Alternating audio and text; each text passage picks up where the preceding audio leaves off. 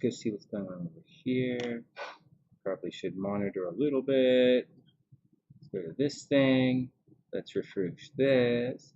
Hey, Elle, what's up? I hope you're having a super amazing day. Am I live? I'm live, but I'm not. Check, check. All right, we can hear. Oh, what's up, guys? The horoscopes are not quite finished. They're almost finished. I just have 2 signs left to write. And the 2 signs left to write just happen to be Gemini and Cancer. So I had to finish writing them. And so that's what's going on. Hey, Julie, what's up? I hope you're having a super amazing day. I hope everyone is cool. Is anyone going through anything interesting? It's not really fair to talk about the transits with you guys, especially if you don't exactly know what the transits are, just saying. So you gotta watch out for it. Hey Tian, what's up? I hope you're having a super amazing day. How was your week?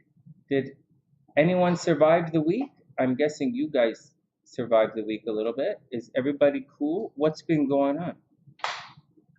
We just returned back to Chicago. We had a death in the family. The SLC's mom died, so she passed away. So we were in Michigan all of last week, and we just got back last night. But that's where we are. I told you guys for months last week, the first week of April was going to be a very, very difficult week for a lot of people. I've been telling you guys for months, and right on cue it happened. But we're not entirely out of everything yet. And although so I've been writing the horoscopes. I've been looking at next week for a while. But it's just I haven't finished it. It's been a very busy week, and so, but this week is supposed to be a bit of a lull. It's not like a lull. Like it's supposed to be a pretty good week. However, we're not entirely out of everything. Like the acute sensations maybe pass, or the acute, like the tip, the spirit, like these events might have been past, but they're not quite gone yet, because you'll hear about this when you listen to the horoscopes when they come out tomorrow. But you'll find that Saturn is still lingering, and although the Mars aggressive action is going to pass, like it's still there, it's going to pass by the end of the week. Saturn's going to remain, and it's going to linger, and it's going to create a lot of loneliness wherever it is in your chart. So something to, something to have a major, something to be aware of. In addition to that, these transits are still happening.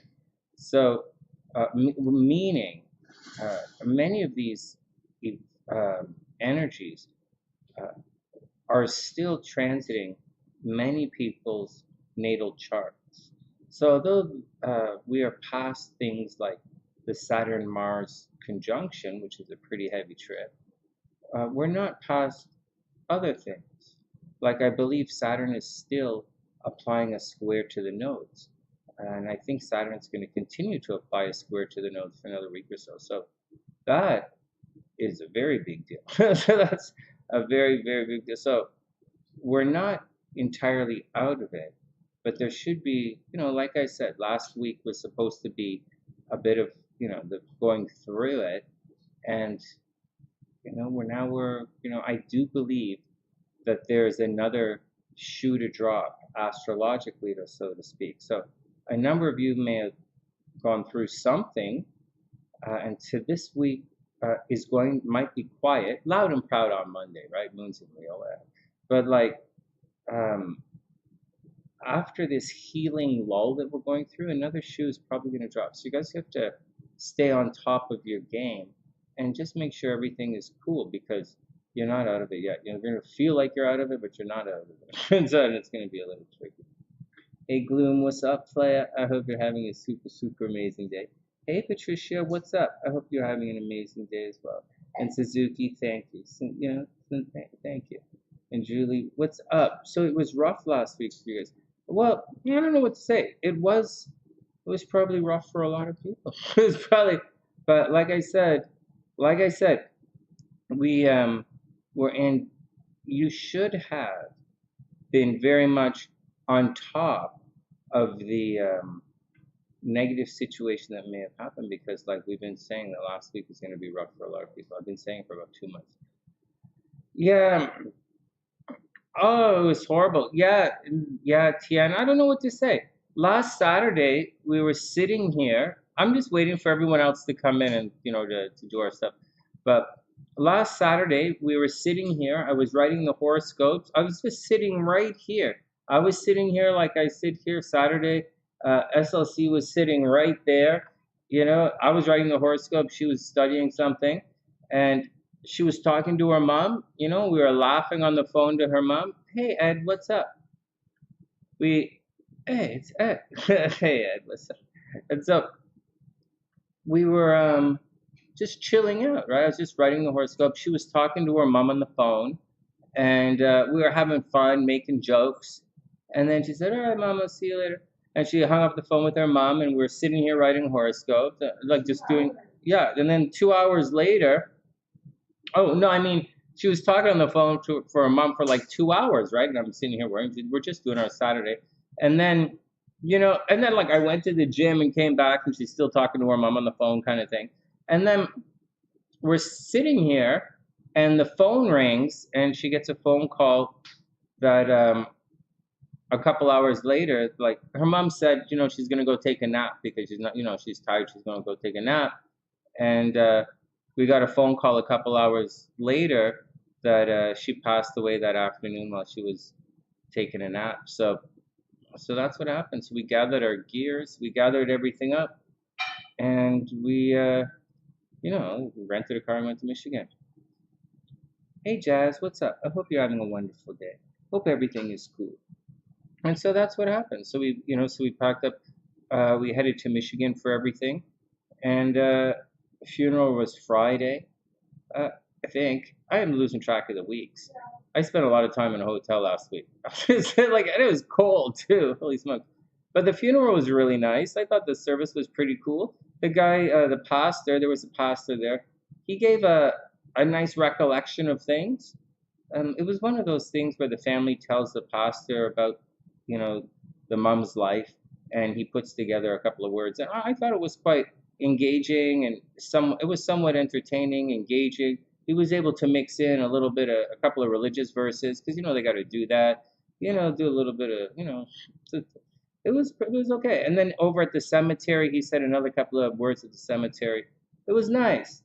It was nice. I thought it was nice. It wasn't too long. It wasn't too long, like epic. It's not like I gave a speech and like it's like I thought it was nice. It's that's what's going on. You got it, Jazz. I'll put you on the list right now. The oh my God, you're being stalked. Well, I want to say like that's hilarious, right? But like, I get it's probably not. It's probably not fun.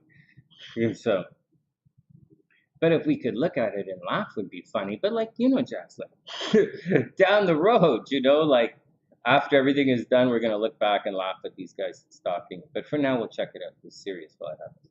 All right, hey Noodles, what's up? I hope everything is super cool, super cool. Chiron, Julie says Chiron was right on top of her Saturn, and you're thinking it was the Chiron on top of your Saturn. It's possible. It's gonna add a little bit of a torment to. You mean Chiron transiting Chiron is on top of your natal Saturn? That doesn't happen that often. That's a fairly rare transit. It's gonna add a bit of pain to hard work. It's gonna open up a wound. I would be cautious. But Chiron wounds. Had a reading today, and let me just add Jazz to the list, guys, before so I don't forget. Like, I'm not gonna forget Jasmine, but like just so that I have it here, so I don't not write it down. Everyone, I mean Jazz. All right, we'll be up in a sec. Hey Daniela, what's up? Thanks. Yeah, it was a tough week. Aiden, you got money? Hey, right on, player. You see, Oh, congratulations, man. Hey, super, super, super congratulations. Super, super congratulations. Yeah, it was a tough week. You know, I gotta say, I didn't even look at her mom's chart. Well, like, I didn't, did we look at your mom's chart, baby? We looked at your chart.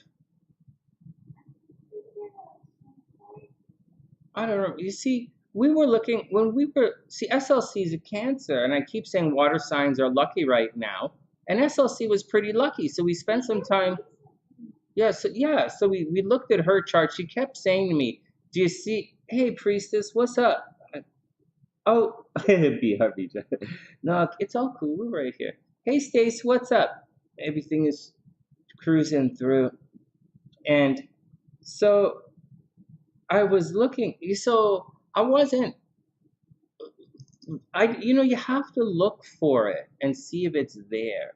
And SLC asked me to look at her chart, and we were looking at SLC's chart for money because, like, we're looking for money, because she's a Cancer, and I was like, hey, Cancer is gonna make some money. And so, hey, Erica, what's up? Oh, it's great to be back. And then so I didn't look for that kind of thing. And but I knew. Okay, so I didn't know, and so I wasn't looking. And because all of this energy, actually, it's on my chart that it really falls. And I've been worried for myself for like the last 2 months. Ever since I've been warning you guys, I've been saying, Venus, Mars. We've been following the dance of Venus and Mars for the last couple of months because it's been 2 months conjunct. And then we're following that and its path across Saturn and how it's interacting with some of the other heavyweight planets, the slow-moving ones. And so that's what I was looking at. And it's going to really make a really nasty square to my natal sun and an interesting aspect to my natal moon at the same time, which is a real tug at the astrological, how you do it. And so, whatever. So I was worried, and like I was worried about Wing One. I was worried about Sue Oz. I was worried about the Sunnysiders with 23s. I keep checking Annie's chart. She's going to be okay. Annie's sister, she's going to be okay. But that was going on. So what happened was oh yeah, there's definitely karma in play. So wait, what was I going to tell you? So I had a reading today, and I was talking to our Sunnysider about, oh, you have to look for it in, well, I can't remember what I was telling her, but you have to look for it in the chart. Like, I don't mean like you got to go like looking for it, but like if you don't like look at it, you're like, what the fuck? What the fuck? It's not like, oh, yeah, oh, it's like a TV. If you don't turn on the basketball game, you're not going to see it. But it's not that complicated. Sometimes it stands out. But again, that's not the point. The point is I was specifically looking in SLC's chart for money. But I'm going to tell you guys what happened. Oh, L, yeah, Cancers are going through it. And so, but then we looked at it from Leo's perspective. Because, and like Leo, like, oh, thanks, Jazz. Well, like when I'm writing the Leo horoscopes, I think of, because Leo's going through relationship stuff. So I think of like Jazz as she's a Leo rising, right? So I'm thinking about what Jazz is going through with her relationship stuff. Think about my son because he's a Leo. And I think about Audrey, right? Because she's a Leo rising. I want to figure out if she's going to do well in business. Because if Audrey does well, maybe we're going to do well too, right? Like what the fuck? Right? She's online. We're online. Yeah, your brother's a Leo, but I don't really look too hard at Leo, although I did write about him in this week's horoscopes. So he asked me to write about it, so I write about it. So, I do things for the fans. Yeah, no, it's all right. No, I think about you guys when I write the horoscopes and what you guys are going through. So, so here's what happened. So when I got there, yeah, Patricia's a Leo rising, and so a lot of Leo risings on the sunny side. And so when we arrived, but that's not what I was looking at. I was specifically looking at Leos for relationships because, you know, I know what some of you guys are going through. And my son's a Leo, so I don't really speak to him. He doesn't really talk to me or answer my texts anymore. So I'm curious if he's got like if he's breaking up with his chick. I'm curious. I'm spying on AJ using astrology. I'm like, oh my God, is he got some kind of like chick? What's going on? And I can check every once in a while. I check the tour. Oh, you know, what's going on with his mom? And you know, my ex-wife is a Taurus, you know, and Jazz is a Taurus, doing all the, you know, publicity stuff. I know what you guys are doing, right? I don't know what my ex-wife is doing. I'm just guessing, but like, I know you guys got some, you know, you're working on new stuff. So, anyways, that's not the point of what I'm talking about. Let me talk to you guys about what I did see in the charts, and I'll explain it in a very vague way, and I'll explain it exactly how I looked at it, and the really interesting part about how I looked at it, it takes astrology a little step beyond. And this isn't just, oh, Sunny thinks he's super awesome and oh, he's, you know, the brain is working. No, that's not what we're talking about. It's many Sunny-siders have this extra intuition about them. And you guys really bring it forward a lot. It often comes forward in the chat when I'm doing actual work, like trying to predict something like the election and stuff. Like it really helps a lot. But so things like if you wanted to see what was happening and who's going to win the election, one of the Sunny-siders mentioned, do you see anyone moving? Right, because that might be a situation, and that's exactly how you do it. Certain events, there's only so many planets, but there's a lot could be happening in your life. You can move and get divorced at the same time. Just think about it. Actually, I can't imagine getting divorced and not moving. Seriously. It's like honestly, right? And they're in completely different parts of your chart. And you only have one planet there. So like I don't really, you know, so what the fuck? Like what the fuck? So sometimes it doesn't show. But like it's there. Sometimes you get married and you don't get divorced. Like maybe, you know, whatever. So, no. What did I say? Sometimes you get divorced and you don't. So, anyways, so in Leo's chart, so when we arrived, so it's a long story, right? So when we arrived in Michigan, SLC's mom has a really good friend who's a neighbor, and really close. He nurses her, used to nurse her through stuff. And so I'm like, what the fuck? And then, okay, so first, bottom line. Oh my God, Sean wants to know if Virgo's been lying and betraying people. Hey, sexy, check this chat thing out. Sean wants to know, have Virgos been lying and betraying people? Yeah.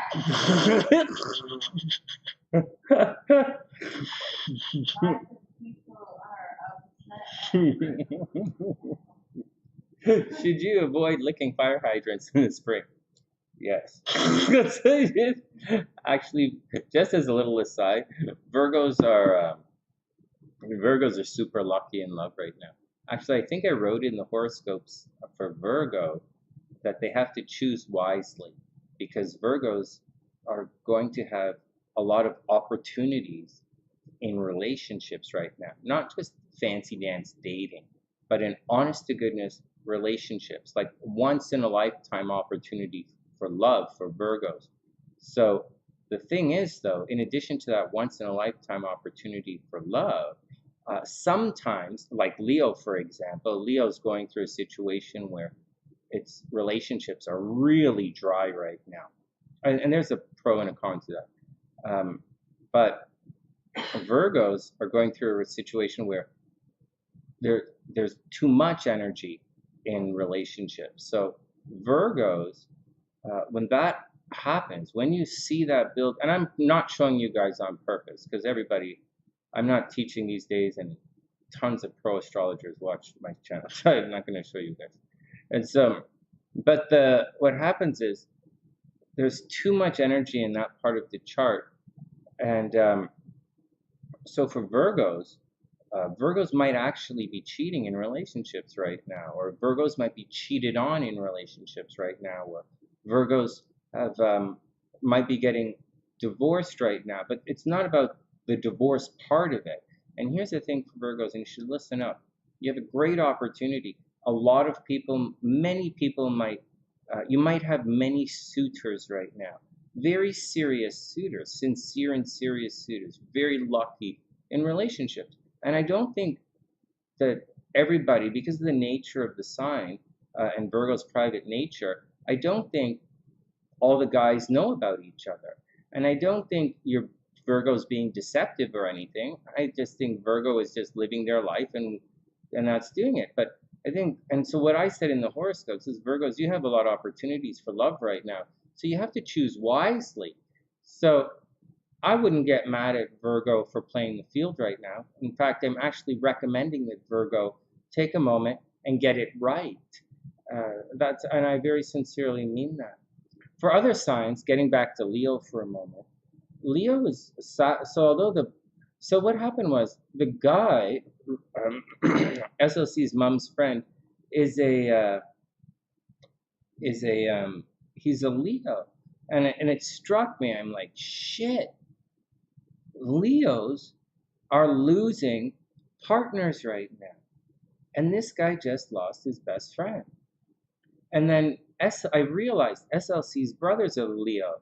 And I'm like, shit, this guy just, he just lost one of his best friends.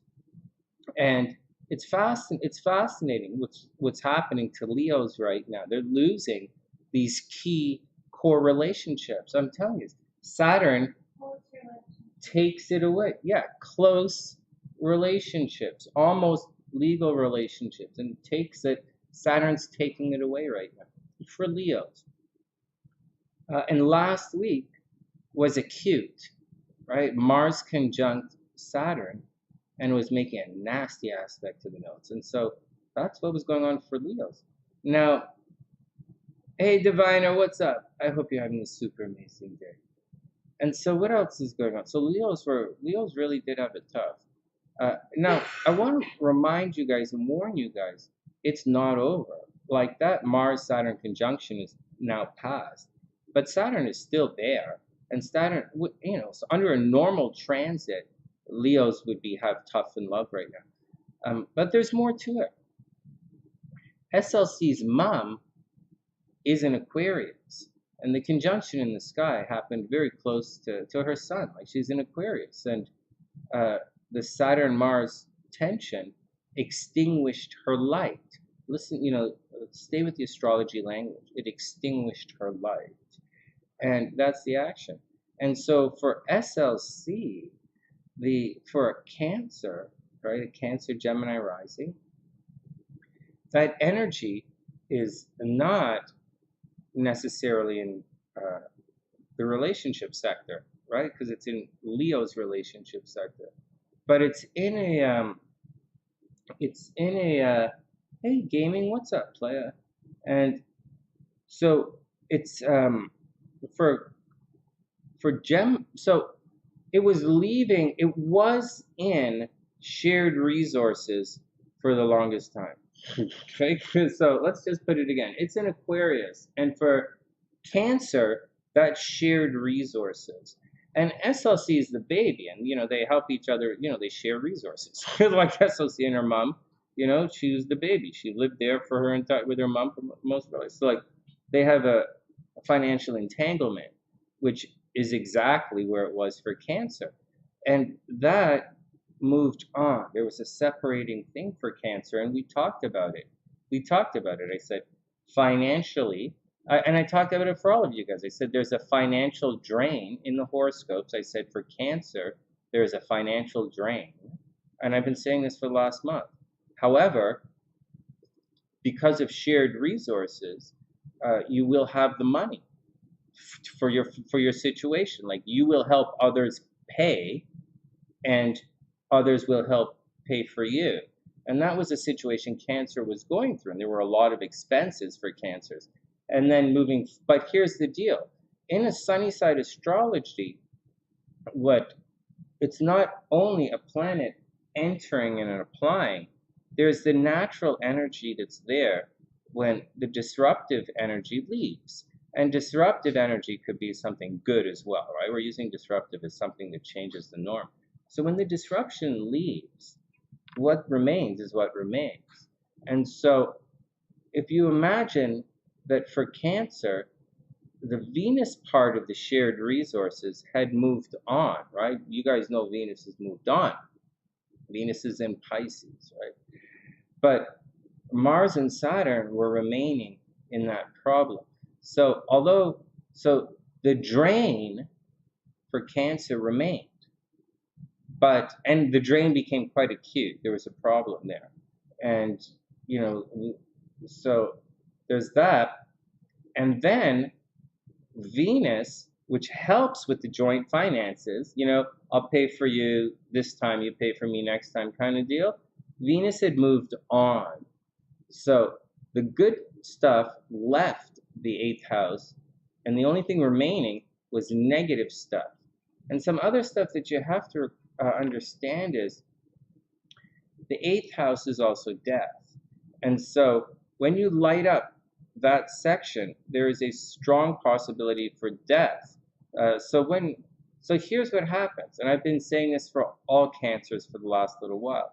For Cancers, shared resources, the good part is going to leave, and so someone's going to try and steal money from you, right? They're going to try and steal an inheritance from you. I think that's literally what I said 2 weeks ago before any of this happened. And so, that's gonna, someone you have to watch out.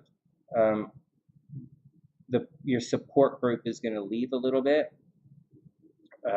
Death, and moving on. And so that's what's happening. But that had left, and then I also said and saw when Venus moved over into the 9th house, right? It left the shared resources. When Venus moved into the 9th house, it was sudden opportunity to travel. You're going to get the opportunity to travel. And sure enough, we had to travel. We had to leave right away. And that's what was going on with Cancer. Gemini is right beside Cancer. So you kind of just shifted around a little bit. And so that's what was going on as far as all of that stuff was concerned. So that's how you get it from the Cancer angle. And that's how you get it from the Leo angle, the events that happened with SLC and her family last week. Excuse me. A bunch of the sisters are Aquarians, there's a Taurus, I think, and there's a Virgo. All of those signs, right? Aquarius was getting affected. Obviously, Aquarius was affected. I've been telling you guys for a while, Taurus and Scorpio are getting affected. And that's what's happening. All right, Jazz, you're up right now. Let's do you right now. All right, everybody. So that's what was happening with the astrology, and that's what happened with last week. One sec. What the hell? What the hell's with this thing? So here we go. Here we go. All right, Jazz. Let's read your cards and see what's going on. We'll read Jazz. What the fuck? Hold on. I'm just trying to type your name. We'll do Jazz's cards, and then we'll do a general overview for everyone.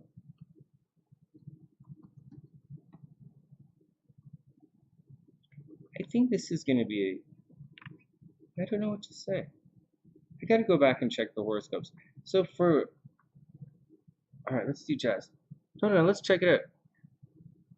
No, sorry, Jazz. I know it's Sunday night, right? I know tomorrow's a work day. You know what? I apologize. But no, I know it's a work day. Let me read your cards quickly. All right, let's do it. And we'll come back and we'll guess and read the cards for everyone in a second. I don't usually use elastic bands on the cards. I usually use string.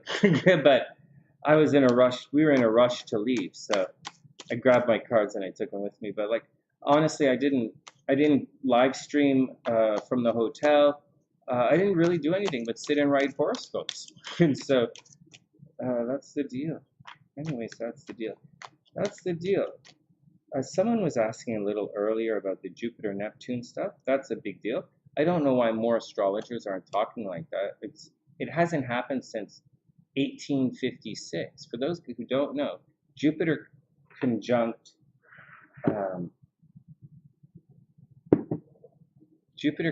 Neptune happens every 13 years.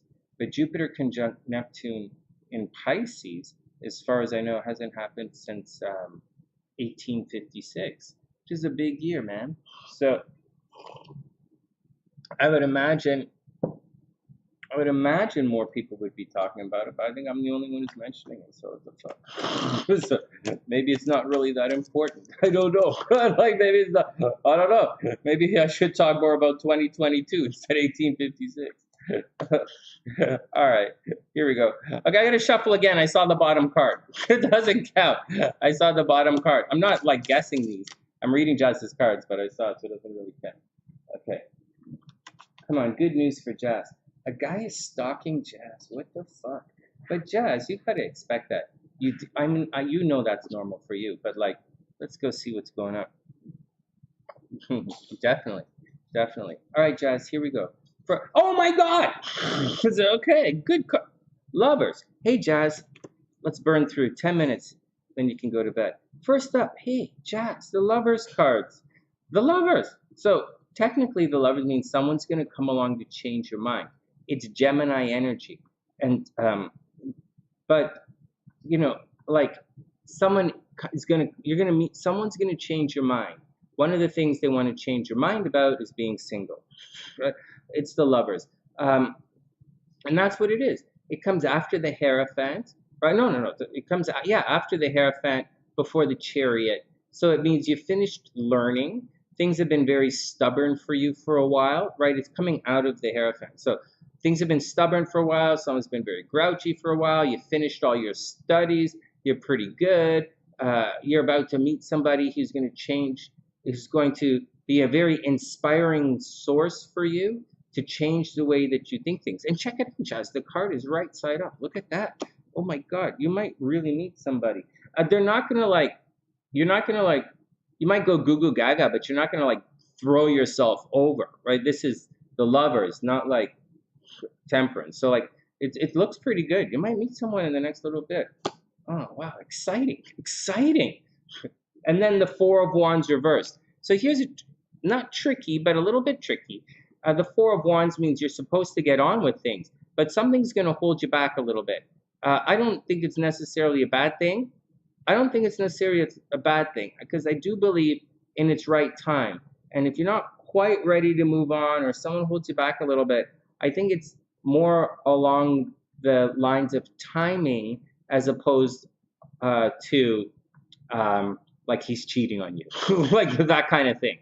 I think it's more, or that thing. So you're going to find someone, you're going to want to take it to the next level pretty quickly. I know you're not, I know you're like, talk and you're like this, but like I know you don't really jump into things that quickly. I do know that. And so but you're not going to be able to, so be cool, so be cool. So you're going to meet someone who's going to change your mind about something. It's going to be pretty good. You might want to partner up a little bit. I do think partnering up is pretty good for you right now. The Four of Wands says although obviously just breakup energy in your chart, right? You have to get, there's a little bit of karma thing, Jazz, just a little bit with that Saturn, in transiting the 7th house. It has to cross the square of the nodes. And when it crosses the square of the nodes shortly, then you're going to be okay. You're going to be ready. But right now, I mean like the world energy is going to be ready. But right now, something is just holding it back a little bit. Not quite ready to take off. The Star is reversed. So with the Star reversed, you might feel a little bit hopeless, or you feel like nothing is going to work out for you, or you're not necessarily going to see the light in the distance. Because the Stars is the card of hope. It's after the Tower. It's after things come crashing down and it's ready to get on with things, to share the lessons. The Star card is kind of about sharing the lessons that you've gone through with the world. It comes after the Tower. It's about rebuilding things. It's about preparing to rebuild. But with the Star card reversed, you might not, like this Four of Wands reversed might upset you. you might feel like, oh, I'm ready to move on, but with the reverse, you're like, fuck, I can't do it. And then the star cards, the star card either fills you with hope, or you feel like there's no hope, and it's reversed. So it's probably gonna bum you out, but don't worry about it. I'm telling you that you're gonna be okay. There's just a little bit of we're not finished yet, but like there's just a little bit of stress, and it's just a bummy kind of week. Your Taurus, you're not really out of it yet, and so and although it might seem like forever that you're being held back by bullshit, but like just roll with it. You're gonna have to roll with it. Look, 3 of coins reversed, so something is stressing you up. Oh, you got it, Noodles. One sec. And hey, Naomi, I hope you had a wonderful day. Then Jazz, 3 of coins. So, like, you guys know whenever there's stress in my life, I hide in work, right? I hide myself in work. And so when I see this stuff happening in your charts, in your cards, I'm like, oh, that's okay. They're just going to go to work and stuff. Plus, all that stuff is happening at the top of Taurus's chart that, she probably should get to work in. But, anyways, this card means whatever is happening around you is actually preventing you from doing your work. So it's either stressing you out, or it's physically preventing you, or it's like something is stopping you from getting the job done. And that's not good. So with all of this, at the bare minimum, you got to get your, do your work, right? But get your work done. But it looks like someone's standing in your way. So it looks like someone or something is very sincerely preventing you, actively trying to mess you up a little bit, or you're stuck in paperwork, or someone is just not being not checking out what's going on, and that's the deal. As far as the guy stalking you, holy crow, I know that can be dangerous. I really do. I hope that it's not dangerous and we can look back and laugh at it, because it's fun to laugh at that stuff too. But that's what's going, except that it's scary when you go through it. And so be cool, be cool, Jazz. But as far as your cards are concerned, wow, things are supposed to be really good. Something really good is gonna happen, but you're not quite out of it yet. Whatever stress is holding you back, it's still gonna hold you back for another another week anyways. All right, next. Also, guys, I said it in the Leo horoscopes, but I didn't say it in everybody's horoscopes. But Saturn's going to return. And when it returns, it's going to be tricky for you guys. It's coming back. So this stuff you guys just went through, you kind of go through it again. So be cautious, be cautious. Watch yourself out there.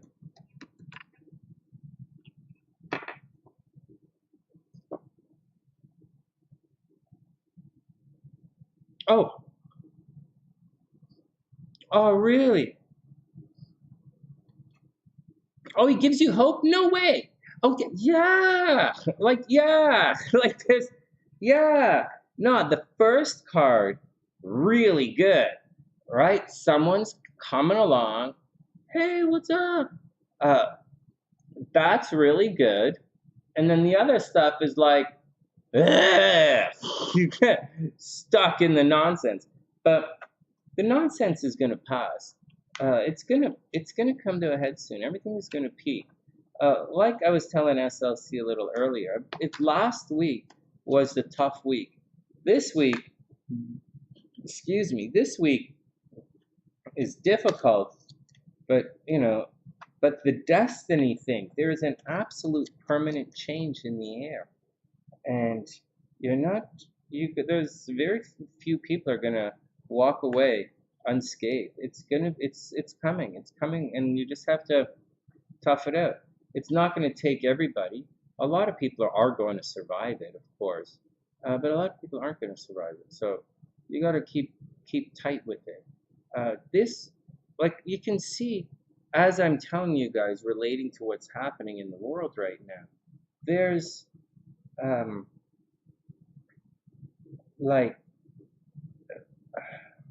like, although there's clarity, like I do know what's going to happen, there's a lot to process from the last week or so. And this series of events that may or may not be related, are going through a bit of a, not necessarily a wave, so to speak, but it's moving on to the next big event. And it's going to be bad, right? The next event is going to be bad, and it's coming very soon. But this week, in the horoscopes anyways, which you guys are going to see tomorrow, this week it should be okay. So this should be a week for healing. And if you guys could pull off the healing part, you should be okay. On the other side, you have to watch out that it's not just for dreams and illusions, right? Because Jupiter is going to add itself to dreams and illusions. But so sometimes dreams and illusions good, sometimes negative. He showed up to go to your daughter's volleyball game. What? Okay, first, that would be a lot of fun. I gotta say, I like watching, I guess gotta say, personally, I like watching high school sports. No big deal, just saying I think it's a lot of fun. And I like watching the juniors in hockey. But like, whatever, I'm Canadian, we don't have a lot of pro sports, so like whatever. And so we don't have any college sports, because nobody plays college sports except hockey in Canada. And so, maybe squash. And so I think it's cute, but it's also a little stalkerish. It's a little weird. It's a little on the pervert side. I don't know. Jazz, the funny thing, guys, it's not necessary that it's a little bit on the pervert side or anything. It's that, when someone's trying to get close to you, when guys are trying to get close, they don't often realize how they come across as somewhat a little bit pervert. You're like, that was a little bit too close all of a sudden. You want to see her like modern jazz dance recital at the same time? Like, I don't know, that's a good idea. It's really funny. It's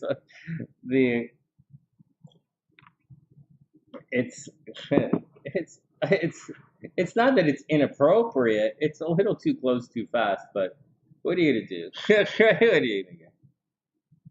Oh, she invited him? No way. Ah, no way. Hey, that's really cute. Well, I don't know what to say. Hey, Jazz, I can't comment. I don't know the situation, but I do think it's cute. I do think it's cute. I can't comment. If I was there, we would sit there and like I would just go ha ha ha ha ha ha. But like I don't want to comment online because I don't really know the specifics. Oh man. I hope it. Hey, but you know what? Guys? I want to get back. I'm just adding Noodles chart here. I just want to say something about that Saturn thing. So in the reading today, I was actually talking about that, and we were talking. So, hold on, I'm just typing in Noodles in the past life.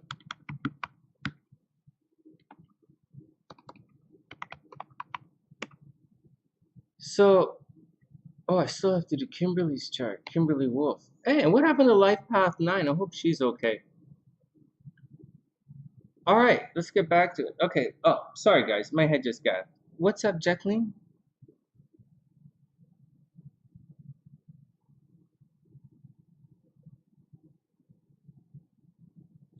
You went to the emergency room for heart palpitations? Last week was one of the worst weeks in years. Oh, yes, indeed, it was.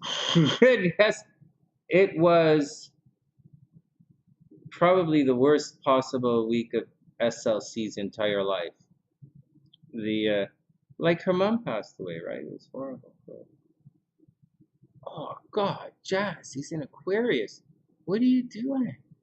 But he's in Aquarius. Yeah. Okay, everybody chill out. We gotta help Jazz for a sec. Oh, she's gotta go to bed. Oh, Jazz, you gotta go to bed. You gotta work in the morning. Hey, Jaylene, what's up? It's not easy. It's really not easy. She has to get some. like, it's not easy. Taurus rising here, Aquarius, Sun, boom, that works. Leo rising, Aquarius Sun, totally works. Totally works. But Taurus Sun, Aquarius Sun, you guys are the two most stubborn people in the zodiac. I know they think Scorpio and Leo are stubborn, but Scorpio gives in all the time. And Leo is kind of they're not really part of any kind of fight. And so give it a shot. Like, give it a shot. You're mature enough to handle it. The other person has to be mature enough to handle it. I don't know what to say. All right, next. Oh, I did his chart in February. Did I like it? Did I say it was good? Must have said it was good. Give it a shot, right? Most of the guys that you have me look at are usually pretty good. Oh, thanks. Yeah, SLC's. She's just staying low. She's right here, taking it easy. Hey, Roberto, what's up, player? I hope everything is awesome. When you were in Michigan, we didn't go too far into Michigan. We only go as far as Grand Rapids, and then we're back to Chicago. It's oh my god. Do Virgo suns work out together? Hey Shirley, what's up? Yeah, Virgo and Virgo is fine. I don't see any reason why not. They're not like Virgo's not really. No signs are okay. So good, good. The Cancer, Leo is okay. You like the good of every sign. Everybody has the good and bad in their sign. No negative, no this, no making it up, not being wishy-washy, not hold. I'm just changing this right here, changing a camera thing because I'm blurry. Not changing, anything or saying any excuses or anything. But everybody is everybody is. And I'll say some things. So things like how do we say this? So let's look at Taurus. We're talking about Taurus. Jazz is here. Taurus. Taurus is cool, right? That Venus energy is nice and chill. The Venus energy kind of keeps everything balanced and nice and relaxed. Taurus is a very cool, chill sign. But they're, a safe, possessive, very, very strong sign. Mentally tough, physically strong. But on the negative side of that exact same thing is very stubborn. So and Taurus get a little bit lazy sometimes. When they're working, they work hard, but they're a little lazy. So and not cut corners. Taurus is not a cut corners sign. They're more like not get started. Or you might want to look at, say, the nurturing side of Cancer can be smothering. So what I'm trying to say is these signs are they're not bad people. It's not, when the negative part of a sign comes out, it doesn't mean they're bad. It could mean they're in a really good mood. Do you think Cancer smothers you because they don't love you? Do you think Taurus is possessive because they don't value you? No, man. Those are the good things in those. They just get a little out of control sometimes. That's the stuff that you have to watch out for. If they get to the real negative side of someone's sign, you're just going to have to tell that person you're going to have to get rid of them. And so there's nothing wrong, say Scorpio and Aquarius or Scorpio and Leo, there's nothing wrong with Scorpio being extremely possessive. But you can't date a Leo and be jealous, because that's just not going to happen. Leo is actively looking for admirers. So if you're not into that, you ain't going to survive. So you're just not going to be able to handle it. And so you got to watch out. And so, but if you can, you're going to be fine. But okay, so that's the deal with that. Scorpio would, you know, that's the way it is. So Leo doesn't dig the way Scorpio is always, you know, Scorpio wants to see behind the veil is fine, but you can't be a drag ass. You can't be like dragging everybody's ass about it all the time. I'm going to give you another example in a second. So, like Scorpio looking behind the veil, seeing, you can't go up to Leo and say, hey man, it's fine to look good, but like this thing is shit. And Leo thinks to Scorpio, hey, I get it. Your thing is awesome, but it looks stupid. You know, you got to find a compromise and make it work. Not to like so that you can work with the other person. That's irrelevant. Seriously. As a Scorpio, that's irrelevant. If I was a Libra, I would say it's the most important thing. But as a Scorpio, it's irrelevant. But what is relevant is the quality of your work and the quality of how you present yourself. And as such, a Scorpio has a lot to learn from a Leo about the quality of the appearance of their work. And in addition, even though the signs square each other, so the compromise, and Leo learns a lot about, you know, putting a little substance behind the gas with, in terms of Scorpios. Now, not necessarily to make it work, because squares don't necessarily find a common ground. It's not how squares in astrology work. Squares tend to be either, okay, whatever, find some common ground. And so that's the deal. So that's the deal. Now, you can get past that, then those square relationships are going to work. Like Sonya's in Aquarius, who's got like the Jones for Scorpios, you know? She's like the Scorpio magnet for some reason. And like, you know, what are you going to do? Like, what are you gonna, like, so, what are you going to do? Jazz is a fitness instructor. She's going to pull guys, like, she's going to, like, it's just like, you know, you like, it's like, what are you gonna do? She's a SunnySider. You guys pull guys like it's nobody's business. You guys, it's funny sometimes. You know, like, but anyways, let's see what else is going on. So that's the deal. But I do think, guys, I do think the I do think the signs that are square can work. So, well, because I started this thing, I think, talking about Jasmine with the guy's Aquarius and she's a Taurus. I think it can work.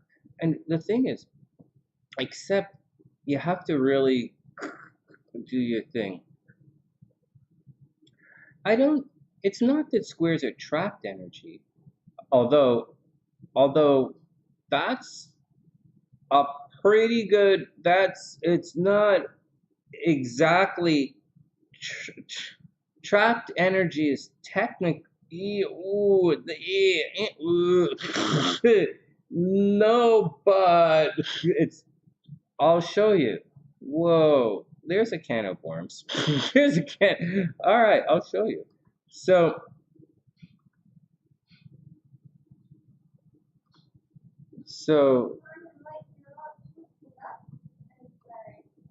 well, it was a good question, but like, it's a good question. It's a good statement. It's a good way of looking at it, but it's not technically the way to look at it. But it's a really good way of looking at it. I'll show you guys really quickly about trapped energy. It's kind of my wheelhouse in astrology. Why the hell is this thing not taking a picture? Okay, so here's how energy works in astrology. This is one of the reasons why I use Placidius and I look at things, do astrology the way I do. Sorry guys, I'm low energy right now. So it's been a long week. So this pattern right here, so that's what a square pattern looks like. Squares are, let's use the sun and the moon. A square and we'll go the other direction. A square indicates a decision point. Decisions are made at the square. Do you continue along in this particular path, or do you break it all up and start again? And that's what it means for a square in your chart when it's transit, like the energy. It's time to think about if you want to continue with the energy. And then if you move forward, you're going to have a trine and things are going to be really good. And then when you get to the opposition, when you finally arrive at the opposition, that's like the full moon for your event. And at the full moon, you guys are going to see, right, the full moon, the labor, the rewards or the efforts of your labor, which is right here. So at the halfway point, and the square is the halfway point. The square is the halfway point between, right? The square is the halfway point between seeing what's been going on.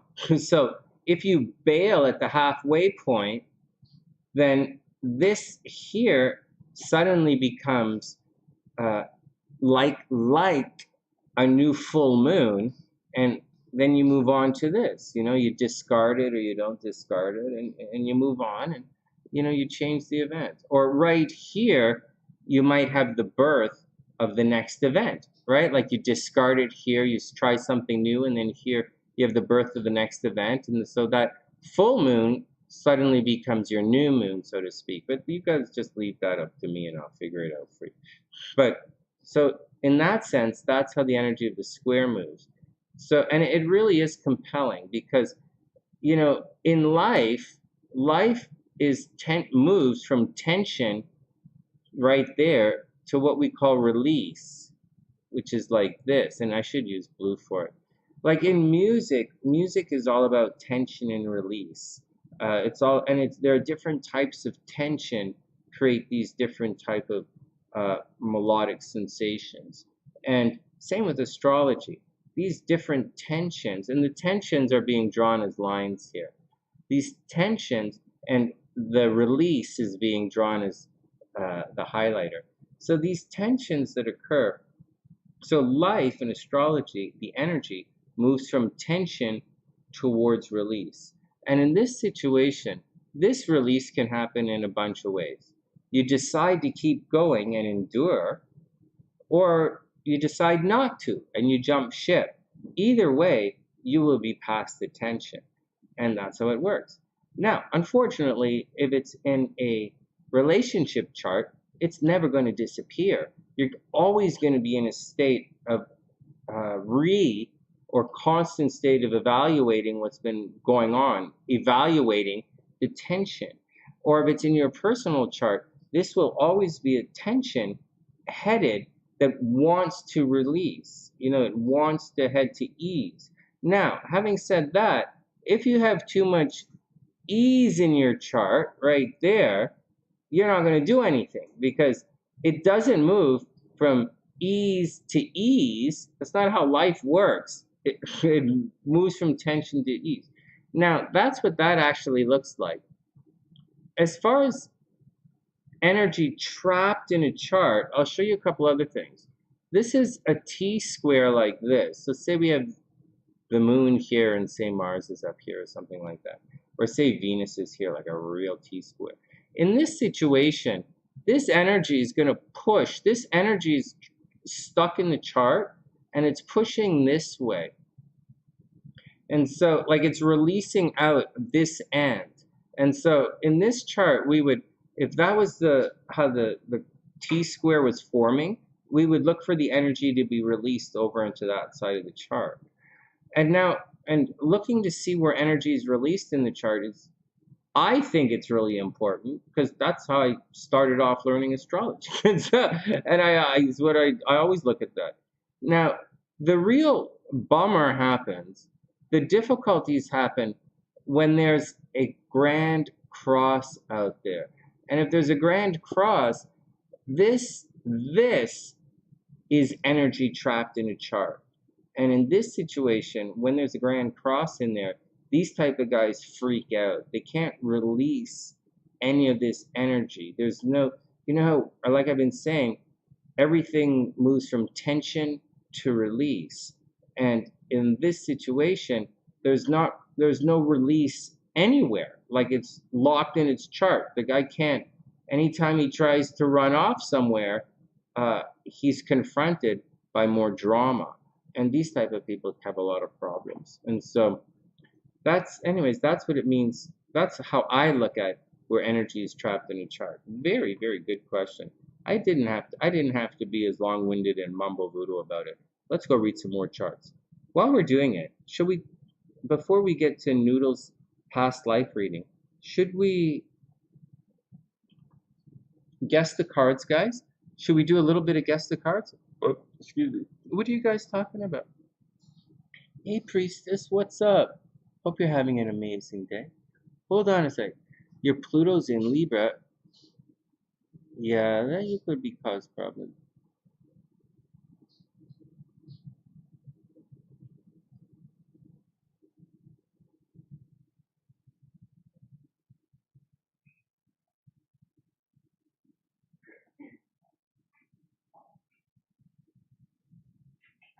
Say that again, Brittany. Brittany says she's trying to meditate and connect or get in the zone or your own groove to try your hands at tarot.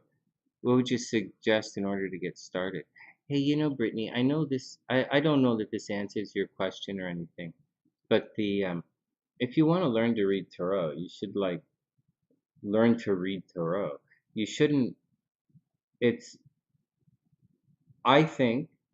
Um, I think you should learn the meanings of the cards. The cards, and learn what the symbols mean.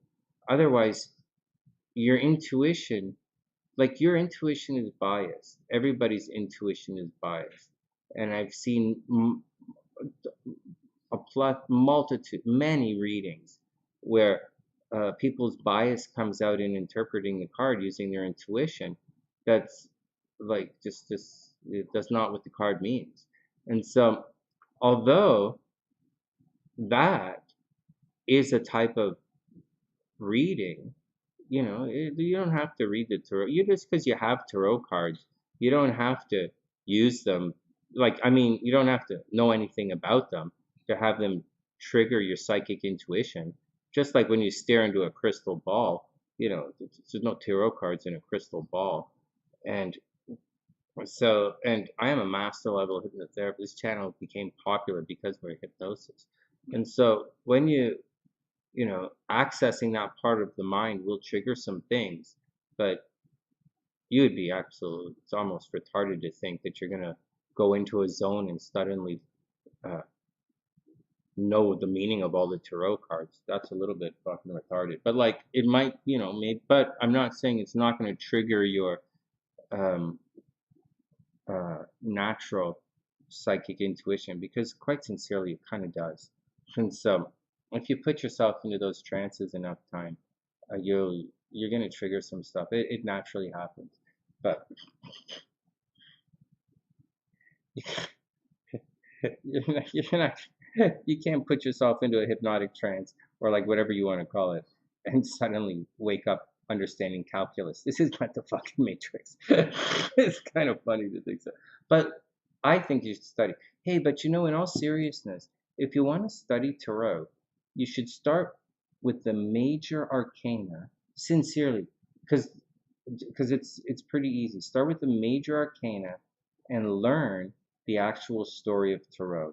It doesn't take very long to learn it, and just learn it, the story of tarot. It's also called the Fool's Journey. And as you're learning the Fool's Journey or reading about tarot, take the little book. Don't take the big book unless you like sitting and reading, but you don't really want to memorize 78 pages, right? It's a lot. And so, in one reading, this is why this story is so good, because it's easier to remember things when told in story form. And so, that's why we do it.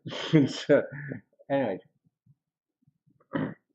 and when I teach tarot, we always start with the major arcana, and we always start teaching the story of tarot, because whether you realize it or not, you already know how to read the major arcana. You really honestly do. You just have to realize what order the cards really go in and how the cards actually relate to the story of tarot, the Fool's Journey, that believe it or not, you already know that journey, but that story, but you know it by different names. But once you get it together, you get it together. Anyways, that's what I'd recommend. And then take your learning from there. All right, guys, let's guess the cards. Let's guess the cards. But anyways, Brittany, good question though. Very good, good question. Good, very, very good question. You don't have to go into a chance to read tarot cards. You're just reading. There's nothing. You're just reading. And Tian, great, great, great question. Jazz says the guy has his Venus in Capricorn. Holy crap! Jazz, his Venus is in Capricorn. Oh, he probably really digs you. Well, obviously he digs you. Diviner wants to know, does the overall signature hold more importance than the sun or rising sign? It's a different importance. It's a different importance. The sun and the rising sign are highly subjective, and the sun and rising sign are subjective based upon the type, whether you follow, like your sun sign is subjective based on whether you follow sidereal or tropical astrology. And that's the deal. So like that's the deal. It's how you put the system together that really pays off. Priestess wanted me to talk a little bit about Jesus's chart and looking back to see if we could find Jesus's chart. But as I'm talking about sidereal or sidereal, or what you want to call it, and tropical astrology, or the different types of zodiac, I talked to you guys earlier on a while ago about the calendar. And I know people like to think that the calendar is based, year zero starts off. Hey, Jaylene, I didn't see what you posted. I didn't see what you said. Jaylene, I went to have a look, but I didn't see it.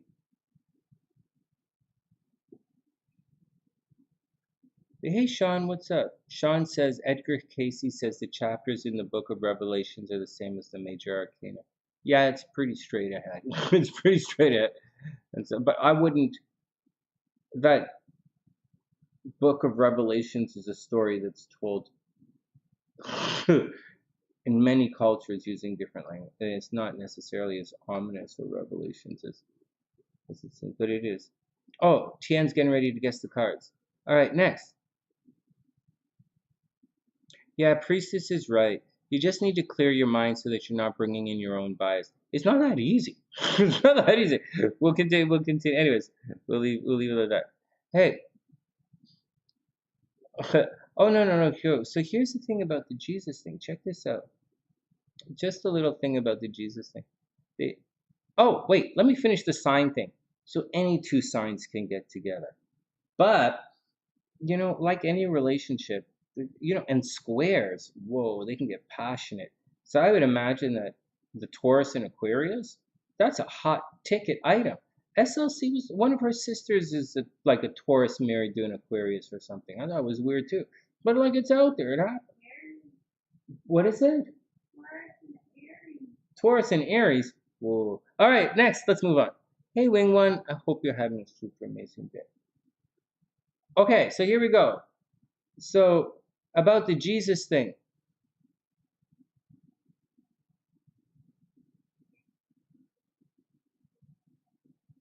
Oh, well, Jalen, it's gonna take it's gonna take a long time. April 20th, right? Oh, April 20th. All right, so there's time. Okay, so here we go. Hey, and I hope you guys are okay, right? You guys, just to let you, because Sagittarius, last week was the tough week for Sagittarius. You guys aren't out of it yet, though, right? Remember, I know you guys not out of it yet.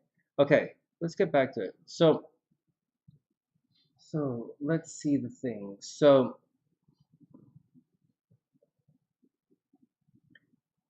anyways, so there's a lot of passion. Okay, so the squares in relationships are going to give a lot of passion. It might work, might not work. What can you do? And so, you got to roll with it sometimes. All right. I got off topic there. I was rolling away through a topic and I jumped off the topic. we're talking about learning the tarot. Obviously, I believe in learning the story of Tarot, the Fool's Journey. I think that's a pretty easy thing. Oh, we were talking about the Jesus thing. Okay, so here's the Jesus thing, guys. Like, I don't know. I don't necessarily now the oh no, Jaylin, yeah, but we'll make it $35. It's regular transits, right? It's regular transit stuff. So it's $35. I'll look at his chart. No problem. And we'll pull up the dates and stuff. Okay. So the Jesus thing. Guys, I want to say in a very blunt and in a blunt way, I don't actually know, and please forgive me for this, if there's anything that actually says Jesus was born 2,000 years ago. So please forget, with just being a little bit blunt and all that. But I'm going to say some things that I said previously on the sunny side about the calendar stuff. And you guys must believe, like you must already know that I already know the answer to this question. Like we've already, not on the sunny side, but I have already spent a lot of time looking at Jesus and astrology and numerology, which is fascinating because I'm not a numerology guy. It just kind of pops up. So here's the thing, and I'm not really looking at the chat because like I don't want to get too distracted because this is an interesting one, and we will look at it again. We will do all of this again, not tonight, but we'll do it again. But I want to preface it again. His priestess asked me to look at it. So here's the thing, right around the time, and BC does mean before Christ. It does. And so the calendar does say Jesus was born 2,000 years ago. The calendar does say that. But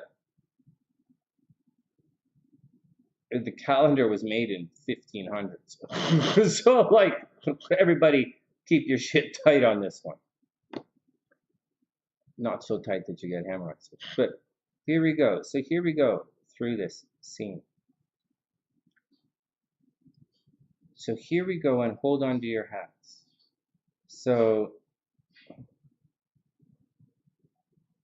2,000 years ago, at the beginning of our calendar, the world was not following the calendar as we know it now. We are following, as far as I know, let's call it, for terms of drawing a parallel with astrology, that the calendar that we follow today is a sun-based calendar. The calendar we follow today has to do with the Earth traveling around the sun. It also has to deal with the Earth rotating on its axis. And so that gives us the amount of days that we have in a year. Like the days don't change. The amount doesn't change. The amount of light we get doesn't change. It's just how we choose to measure that light and quantify it. That's what changes. It's like imperial versus metric. It's not like it changes. It's the same amount of shit. You just call it different stuff. So, what's the deal? So around the time of Cleopatra and Julius Caesar, very real people in history, we were all following the moon, or the Western society, the Holy Roman Empire, Western people like the United States comes from. They were following a moon-based calendar. And that's the way it was. It was a moon-based calendar. The months were based on the moon. I know people think the Ides of March mean the 15th of March. My wedding is the 15th of March. It's not what it means. The Ides mean the middle of the month. So it's what it means. March, is named after Aries because Rome goes to war in the spring. Anyways, what happened is, after going through it, there were a bunch of days left over. So after following the moon calendar, which a lot of the world still follows, like I think like a lot of the world still follows the moon. Just saying. I don't follow it. I don't really know it. I could research it a little bit better. I'm sure I'm probably going to forget it. It's not really my thing. Even though it comes all the time in astrology, it's not, I'm just explaining it to you. So this year, there were always a whole bunch of days left over at the end of the year. And so they were these like free Roman party days. All right. Now, things were starting to shift a little. And what was happening was, okay, so we were following this system for a while, following the moon calendar, having a whole bunch of extra days at the end of the year, and then just making them celebratory days or whatever, Roman, whatever. And then, so that's what was going on. Forever. Forever, by the way. And then right around that time, for all of you conspiracy theorists out there, which you should be when it comes to this, at that time of Cleopatra, something happened where information was transferred, or information was relayed, or uncovered, but it wasn't relayed or uncovered. It was like forced upon Rome. The calendar, the Egyptian way of looking at things, the sun god action, instead of the moon god. So following the sun suddenly became very important, and seasons became very important. And from Egypt, it was forced upon Rome, or Rome decided to adopt it. Now, before you guys go all ass crazy and say, oh my God, understand that Egyptian culture is based on the seasons. Your culture, if you sleep all fucking day and watch TV all night, probably not. It's probably based on some guy's monologue, like late night TV or infomercials. But like, you know, Egypt is based on the seasons. The flooding of the Nile is like the thing. And so it's easy to see. And the seasons, once again, are based on the sun, not the moon. So although the tide might be a result of the moon, the flooding of the Nile, I believe, is very much seasonal, yearly based. It's quite predictable. So Rome, for whatever reason, adopted this new sun-based kind of system. So, and we have the fight, the drama between the sun and the moon. And then, but following this sun-based system, so instead of adding a whole bunch of days at the end of the year on the moon system, we use the sun system to do the seasons. And what happened though, using the sun system, days would slowly disappear.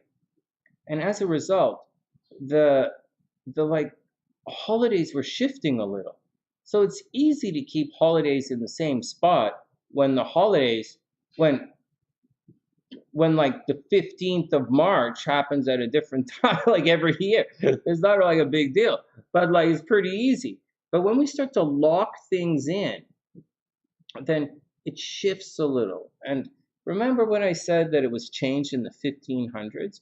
Well, around that time, it changed enough. They were like, hey, man, like Christmas is changing. And so you see, I remember when I was making those jokes saying, you know, you can follow the sidereal zodiac all you want, but all that's going to happen is you're going to be celebrating Christmas in July. And that's what this guy was worried about. So the guy took the Roman calendar, which was the original Egyptian calendar, which is based on the sun and the seasons, mostly because the Egyptian culture and everything they do is based on, like, I don't know, the sun god. and the flooding of the Nile. Rome adopted that, but then I think it's Julian comes on, Pope Julian or something, or the Julian calendar was named after Julius Caesar, or the Gregorian calendar, whatever it is. He comes along and he changed it again. And he says, look, you got to do this, you got to do this, you got to do this, you got to do this, or we're going to be having Christmas in July. So that's what we're going to do. And then he comes along and he says BC. We're going to say all this stuff before the calendar. We're going to call it BC, before Christ, even though there's no we don't know when Christ was born. We're just going to say this happened. Now, you guys have to understand. You guys have to understand something more than all of that. A little bit more than all of them. So, not a lot more, just a little bit more. So, like, what are you gonna do? What are you gonna follow? What are you gonna do? What's going on? So, like, did Jesus exist? Did Jesus not exist? What's going on? Did the philosophy this, and this? We don't know. Plus, the changing of the eons or the grand astrological calendar doesn't show up, like it doesn't show up on the conventional astrological charts that we use. Moving through these eras don't show up. These 2,500-year cycles don't show, like it looks through a different thing. So that's the other thing. But you can absolutely tell what's going on by understanding the signs and symbols that you see. So Jesus is a person, I don't know. We'll go looking and find out what's happening. But also keep in mind that once again, those dates are vague. So when you start looking at dates for Alexander the Great, well, anyone born BC is using a different calendar to start with, so what the fuck? But just a heads up on that. So there you go. So here we go. So what else do you need to know? What's the big deal? So the calendar has been changed. So although it doesn't necessarily, we don't know about this Jesus guy thing. We do know, without any question of any kind, just quite simply looking through the signs and symbols throughout history, we can very clearly see signs of the Piscean age that we were going through. Very clearly. They're called the little fishes. There's fish everywhere. It's like water. It's the sign of healing. It's the sign of martyr. Jesus is the biggest martyr that ever lived. Pisces is a sign of martyrs. In addition to that, we have the other side of Pisces, which is Virgo. And Virgo is always about analyzing things and finding the purity in something.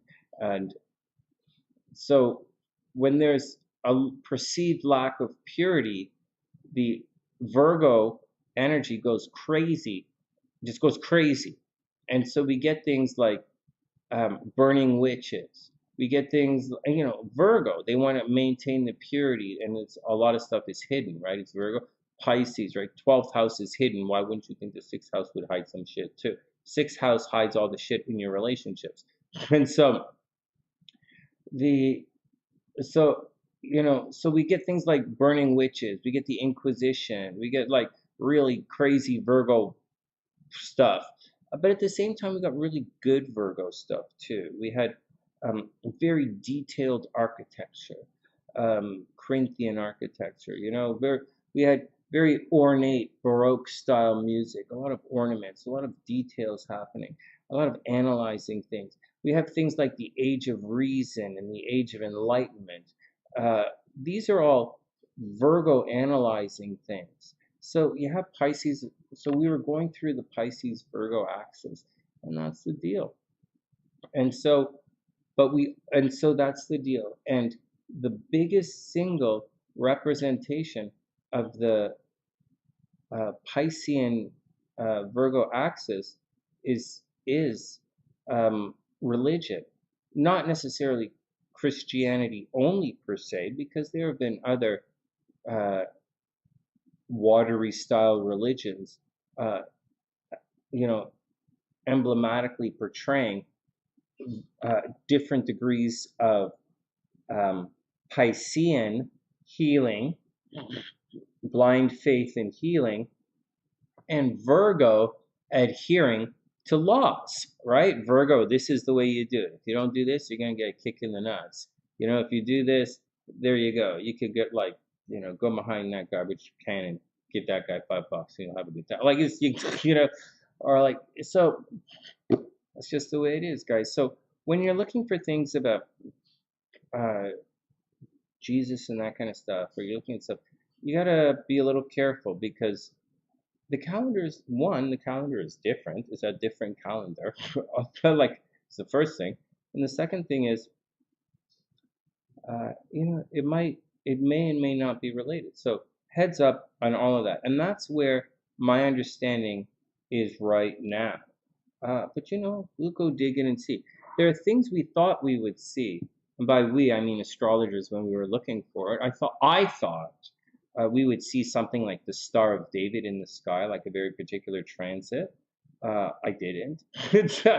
I also thought we'd see things like I don't know, but like I thought like there was a lining up of the Virgin's feet. There was a passage that we were looking for. Like there was some stuff, or the Virgin's crown.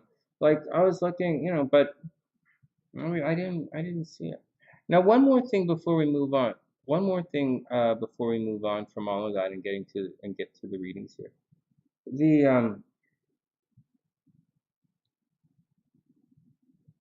It's like it's like so it's so it doesn't always show the way you're going to see it. So even though I said no, no, no, no, no, the answer isn't actually no. So everything up until this point I said was no. But I'm telling you, that isn't necessarily the case. There might actually be Jesus 2,000 years ago on a specific date. And it might actually be Christmas. What the fuck? That would be a what the fuck. But that would, hey, bonus points. So, but like, I didn't say yes or say no. I'm saying no, no, no, no, no, no, no. But maybe. Now, just as we go through these eons, you will see the signs everywhere. So you're going to see things like um, before the fish, we were in the time of Aries. And during Aries, everything was Rome. Even if you don't follow Western culture, Rome was getting out there and doing some stuff.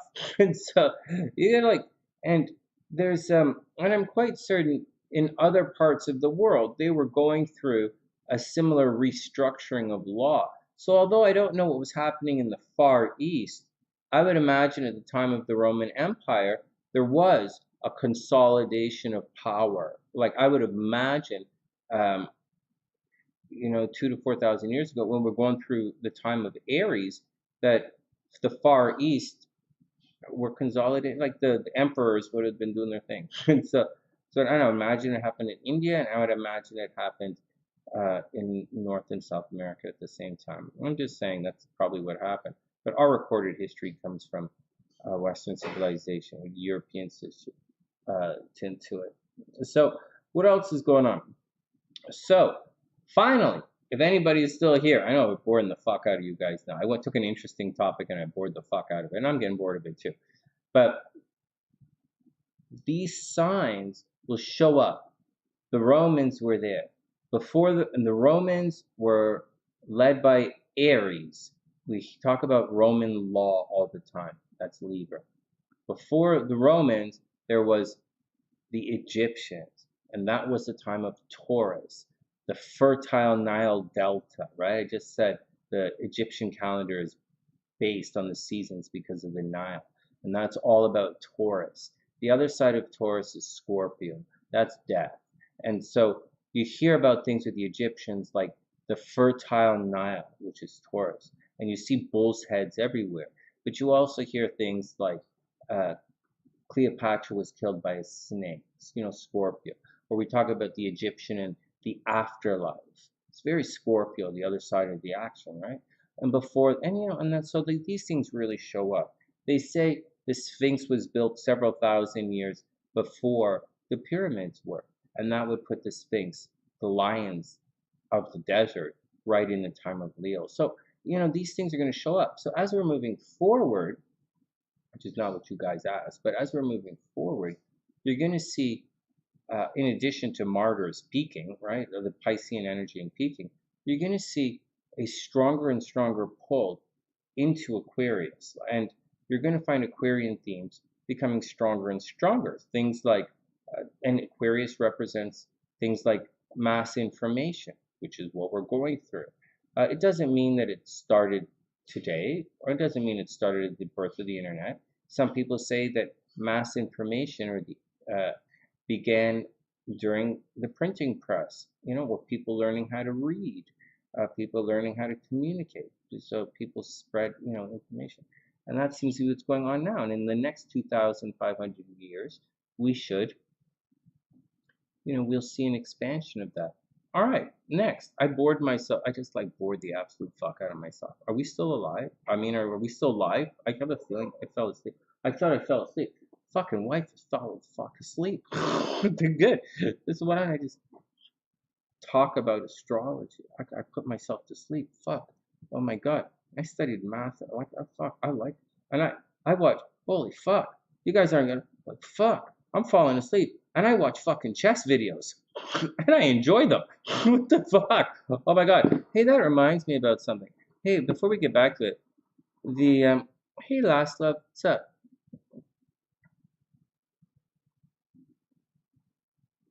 Yeah, well, as I was saying, Last Love, they use a completely different calendar. And so, all right, so here we go.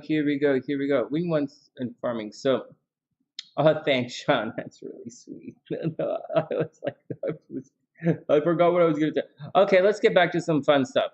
All right, here we go. Oh, wait, L just said something. No, I didn't. L said there's a book titled Quest of Historical Jesus by Albert Schweitzer. No, I haven't heard of it. To be honest, I used to read a lot of that stuff. When I was actively an officer in the lodge, I used to read a lot of that stuff, a lot. And I was in the Masonic College for a while. And because I used to study my Masonic stuff very aggressively. And so I was looking at a lot of that stuff, but it's what I found, guys. I'm just telling you what I found. It doesn't mean that it's right. I'm just telling you what my journey has uncovered right now. But because you guys are asking, I can continue the journey with you. I kind of gave up on it, but I can continue it. I think it's fun, and we're all coming up to speed. All right. I think I had one more thing at the tip of my tongue before I got sidetracked and was mumbling to you guys. What else did you? Oh, here we go. Okay. I'm not sure if. So here's what happened last week. So blah, blah, blah. How long? Hour and a half. Finally, now we're going to get to the gossip. Okay, so last time I talked to you guys, I was sitting here and SLC and I were going through a tiff. I was saying all kind of names. I was like, oh my God. And Priestess is probably going to laugh. Priestess, you might want to pull over to the side of the road if you're going to listen to us and driving right now. So last time we guys talked, before all of the funeral, before we had to leave and before we had to do everything for all of that, SLC and I were, so we were having a bit of a tiff. Someone was hogging the washroom and someone else was calling a whole bunch of names. Someone had to go to the washroom so bad and had to walk up 7 flights of stairs because it's freaking move-in day in the building. And someone went crazy. and someone started calling names, said, oh, you spend that much time in the washroom. It's mental illness. Anybody who has, it was pretty crazy. I was pretty aggressively upset here. And I just want to tell you guys, not that I'm going to apologize to my wife or anything, even though I should. I'm just going to say, that oh my God, you guys better watch yourself. If you guys invite Sunny over and someone starts hogging the washroom, oh, Sunny's going to get vocal about it. Oh yeah. But I just got to say, in SLC's defense, and everybody on the planet knows, I just recently have been spending a lot of time on chess.com on the phone. So maybe I had it coming a little bit. I'm just not saying what I did or what she did was right or wrong. I gotta go. But I'm just saying, someone might have had it coming to them. So just letting you guys know. All right, so that's the first thing. That's the first thing that happened. Obviously, you don't get divorced. We're not going to get divorced or separated or anything, or because I was away last week. You guys might have been wondering. And the last time you talked, we were arguing because someone was in the washroom. And like, hogging the washroom is no reason to get divorced. What the fuck is wrong with you guys? We had a death in the family. We had to go take care of it. It was our mom. We had to go. Oh my God, Sonny takes his chest time. Sonny takes his chess.com time very seriously. Oh my God.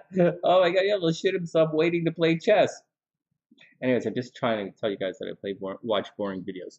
All right, is that TMI? No, I think that's just enough. Just enough. All right, now we're gonna get into TMI. Oh my God, so Rocktober said, I'm gonna name names. Rocktober said, just as we were leaving last week, right before I signed off and I had to take off for a week, he said he was gonna eat some chicken wings. Now, we already talked about this at Thanksgiving, but because I had a little bit of time, I went and did some research while I was away. Okay, for the record, I checked Wikipedia, I checked Google, I checked Jewelosco, and I even checked Target. Chickens don't have, oh, and I checked Myers when I was in Michigan. Chickens don't have wangs. They just don't. It's the reason, and I also, okay, so that's where I checked. There are other places I checked. I'll tell you in a sec. So I checked those. Chickens don't have wangs. And then I went on to check a little further. It's the reason we call someone chicken, because they don't have a wang. That's why we call someone chicken. You don't have a wang. You must be chicken. I know it's a little weird. We don't say, you don't have a beak. You must be a fish. But we say, you don't have a wang, you must be chicken. So it's the entire point of this situation. But I did some more research, and I found out that in addition to all of that, once again, finally, to really conclude this, chickens empirically do not have wangs unless, but I did a little research and I looked at this weird website that had a bunch of X's in it or some kind of thing. And I did find out that in Rocktober's defense, there are some chickens over in Thailand that actually do have wangs.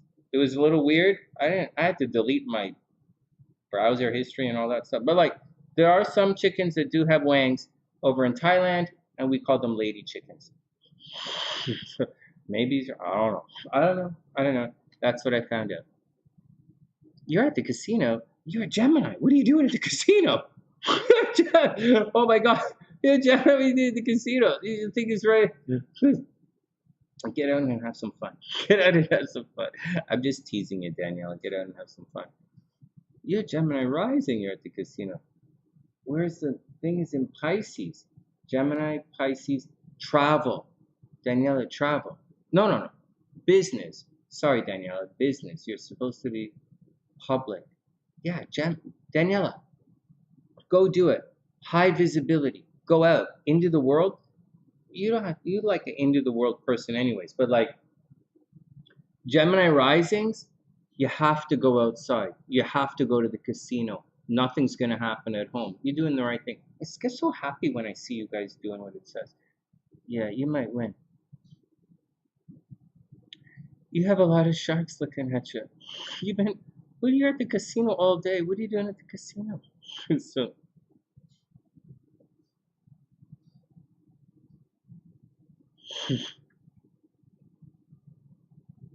what is all this? Oh no. Yeah, SLC had it pretty rough. It's the rooster. What? And Daniela, you've been stuck there all day. What are you talking about? You're stuck at the casino? These, what do they, you go to the, they can just leave you there. It's oh my God. Oh my God. Yeah, you have to watch. Yeah. Well, I'm telling you guys, like, I know what you're going through is a difficult situation, but I'm telling you guys, we're not through it yet. Do you see what Daniela's going through? Yeah, I'm telling you guys, you're not out of it. You know, like we had a death we had to attend to, and I have expecting some paperwork that may or may not be good. The you know, it's a difficult situation for a bunch of people. All right, next, Last Love, Last Love Jones. Are you? Hey, so I had to look it up. I didn't want to say, hey, he's wrong, he's wrong, he's wrong without checking it out. But yeah, yeah. Some chickens have wangs. They're called lady chickens. And they're found in Thailand. I'm gonna get some coffee and then we're gonna check some things out.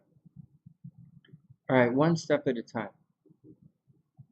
Daniela, all the sharks are circling, right? All because of the bond conditions. No, you're not. I'm telling you guys, this we've been waiting. This week is going to be crazy for a long time. I have no like. I think like Casey has to watch out. Like Daniela, you have to watch out. And Casey is a Sagittarius. He has to watch out. Ruby has to watch out. I don't know what's going on with Beagle, but Beagle's got to watch out. There's I think Jish is going to be okay. Taurus is going to be okay. She'll be busy at work. I don't think Geminis are that good. I don't think Geminis are that good.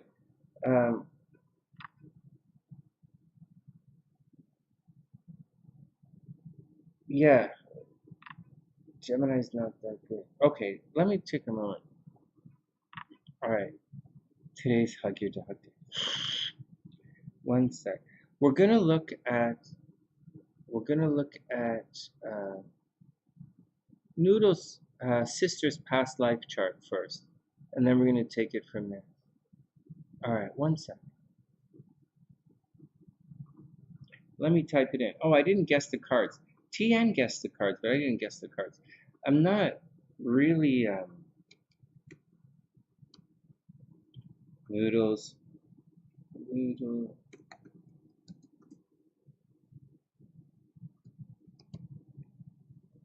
We're not out of it, guys. You guys are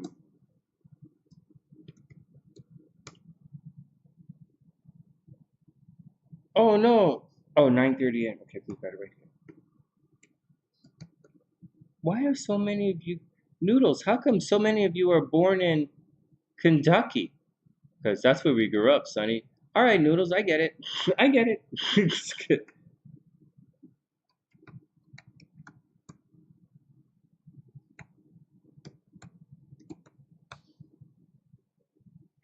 All right, February 23rd, 82, Danville, Kentucky, 9:30 a.m. We did a lot of past life. We did a bunch of little past life reading stuff in my reading today. It was a lot of fun. I don't normally do past life readings in a personal reading. um, I don't usually do past life in a personal over Zoom, like a private reading. Not because like we don't or anything, or like it's extra or anything. It's just it doesn't usually come up. But like it's like we usually looking for other things. But we added it today and it was a lot. We did it today and it was a lot of fun. Okay, hold on. Let me put the timestamp in for Noodle Sister. It's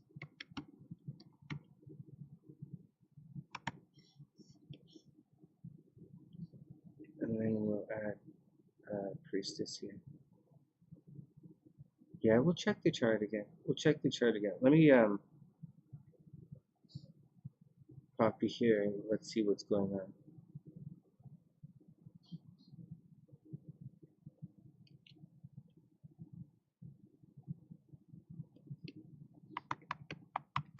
Hey, Priestess, how's the health? I hope, how's the health? I'm worried. Like, I'm worried. I'm worried. Look what's happening with Daniela, right? Daniela's in trouble. People are getting really sick. Not only, oh, here, I have to pull some more charts up. Not only, like, people getting sick, it's like a problem. Here, I'll pull up Daniella's chart as well. We'll have a, if there's time, we'll have a quick look. Let me find Priestess's chart.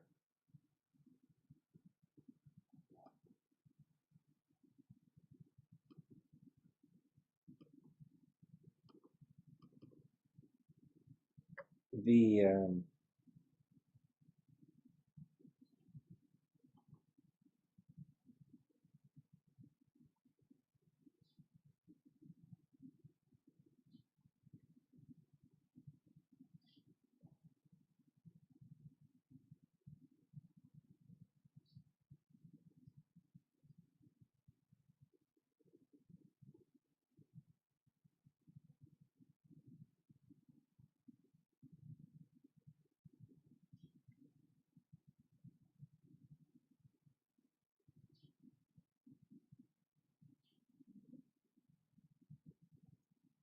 Yeah, I'm just looking at Daniella's chart to see if any kind of problems.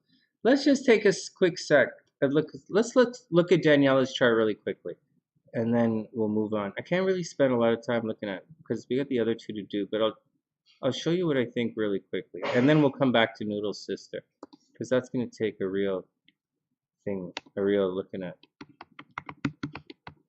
All right, so Daniella.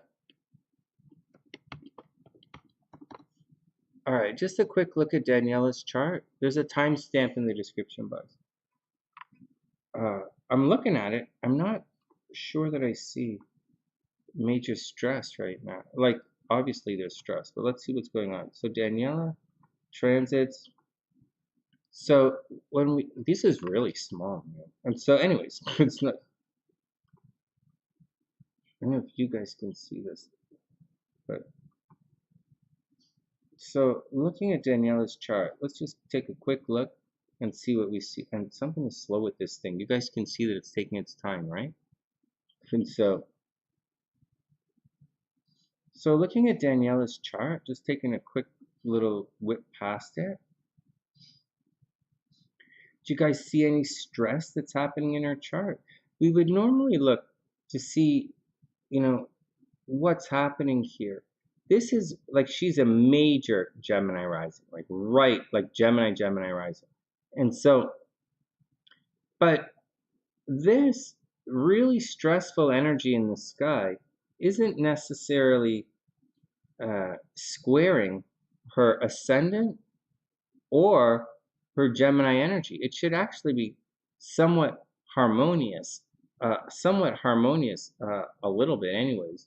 Mind you, having said all of that, the Pisces energy that's happening, the Pisces energy is not really that jiggy with the Pisces energy is not really that jiggy with the Gemini energy, but you know, and she has a major Gemini stellium here, so it's something to keep in on top of things.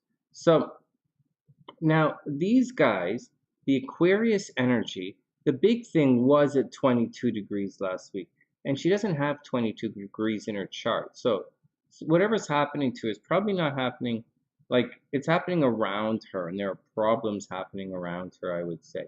And it is happening very publicly, and she probably got into a big public demonstration recently, and it was probably a really big deal. Some of the things that are problems, so this problem, the problem is not like she's probably spending more time at work as opposed to losing her job, right? Just saying, although she might have, you know, the business, something might have happened at work, which would have been a problem. Other things that are going on, so it's not the Aquarius energy that's causing the problem, it's the Pisces energy that's causing the problem. And the Pisces energy is definitely squaring, although not perfectly or anything, but it's definitely squaring all the Gemini energy. And that is going to cause problems. That's definitely going to cause problems. And so even though this is good, and this is all good, together, it's bad. And so there's just a lot of stress happening, and the stress is happening socially. Stress is happening socially, it's happening very publicly, and it's probably happening with your friends. The biggest thing that you have to watch out for on the negative side, again, it's a really good time though, Daniella, if you can get past all the relationship drama and all the backstabbing. If you can get past all of the backstabbing and relationship drama, it's a really good time for work and business for you. Like, this is a really bad situation, really bad, like your business could go under. But we're kind of past that right now. And it is wrapped right around relationships, really suck. But if you can get past all of that, you know, and you can really focus, it's a really good time for work. It's not the best thing for you per se with this big stellium down here in Gemini, but if you can focus, you can get past it. It's a very good time for publicity, social media, and working your popularity game. And that's just the way it is. This square stuff isn't really coming into play, so I wouldn't overly stress that out. And and and what am I gonna say? You're like, that's what's going to happen. You're not. This is not. This is not. Believe it or not, this is not the bad year for you. I know that seems very difficult to believe, but when Saturn, you have a way, you're gonna, Saturn is gonna, when Saturn enters deep into Pisces, that's gonna mess you up in a really major way. So right now, you have to just keep moving those feet. Like, Pluto is the only thing at 28, Pluto's the big one at 28, that's, but it's an inconjunct, right? It's not, it's an inconjunct. It's kind of wiping you out a little bit. You have to take it step by step. I don't see the major mentalness happening in your chart, but I do see you going through a phase right now where there's going to be a lot of stuff happening very publicly, and people are going to start attacking you behind the scenes again. So you have to watch out for it. But the biggest thing that you have to watch out for is mental health problems this year. This is a really difficult situation, the North Node traveling through the 12th house. It really can lead to feelings as if you're alone and isolated, and everything around you is going to get a little messed up, and everything around you is going to dissolve, or it's just going to be a problem. And that's what's happening. On a very, very major note, these guys get, you have to watch, these guys also get put in mental hospitals, Daniela, not because of you, right? That's not that your chart doesn't say you're going to go to a mental hospital. I'm just saying the transits that you're going through right now are similar kind of transits. It's going to cause a depression that's going to feel like the world is absolutely against you. And that's what the deal is. One more little thing before we move on. This is all, the tension is happening behind your Mars. You're just about to go through your Mars return, and you're just about to get this real, like in about 2 weeks, it's gonna, in about 2 weeks, you're not gonna feel as helpless. You're gonna strike out and really fight back in 2 weeks. But for now, you haven't quite reached there yet. So you're gonna have to take some of the hits and just do your best. You're gonna have to take some of the hits and do your best to fight back, but you're not really gonna be able to fight back for another, like another week at the earliest. And a Sunday night, I know it's Sunday night and it really sucks. But that's what you gotta do, Daniela. You're gonna have to take a little bit of a, you're gonna have to lay low and prepare, and then really fight back. And you might have to fight a little bit dirty, okay? Because it's behind the scenes. People are fucking you up behind the scenes. Sudden, unexpectedly behind the scenes. Watch yourself. You might have to, again, you might have to fight a little dirty. It's okay. All right, next. What's up? Yeah, Noodles, of course. Okay, so that's Daniela. As bad as things seem to be for her right now, I don't think this is really the worst. Believe it or not, I just don't. I just think Pluto is kind of, no, I'm not even gonna. I know you're like, Sunny. I can hear your voice right now saying, Sunny, how can you say this is not the worst thing? This is absolutely, it doesn't get worse than this. All right, I get it. But like, no, it's gonna get a little worse than this. So you just gotta hold out. You gotta tough it out. It's horrible, I know, but you're gonna have to tough it out. All right, next. Like, I know. I'm saying I know what you're like, Sonny, it doesn't get worse than this. I know. But yeah, it is. But it's going to get better before it gets worse. It's going to get worse. You're going to fight back. And then things will get better. And then in 2.5 years, it's going to get bad again. But like, it's okay for now. It's a bit of a little bumpy bumpy love. But there are motherfuckers behind the scenes. This is no joke. This is all motherfuckers behind the scenes. All right, next. Let me pull Noodles' chart up here and put her on the list. Noodles.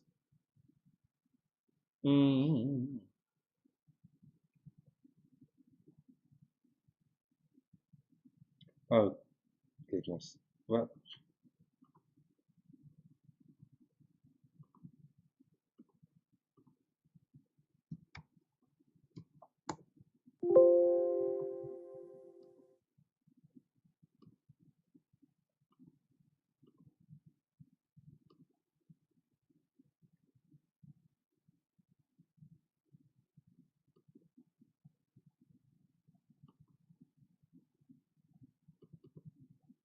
All right, Noodle's sister is up. Whoops! Why the hell do I keep doing this? So, all right. Oh my God, it's 1 o'clock already. All right, here we go.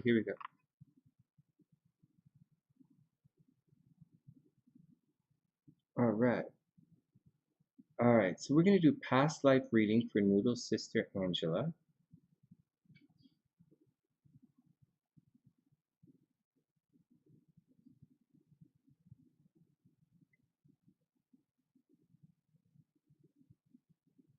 All right, I'm just gonna grab a little coffee and then I'll be back. Okay, 1 sec.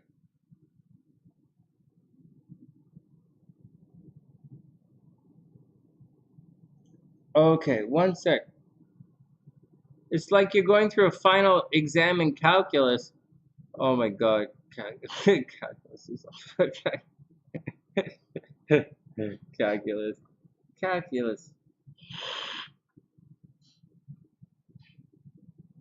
Some things in life are so easy with the right teacher and just absolutely impossible with the wrong teacher.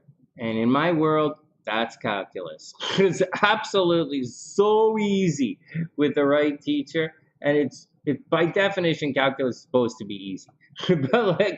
but oh my God, with the wrong teacher, it's impossible. Let me get some coffee. Let's see. Calculus. Oh my God.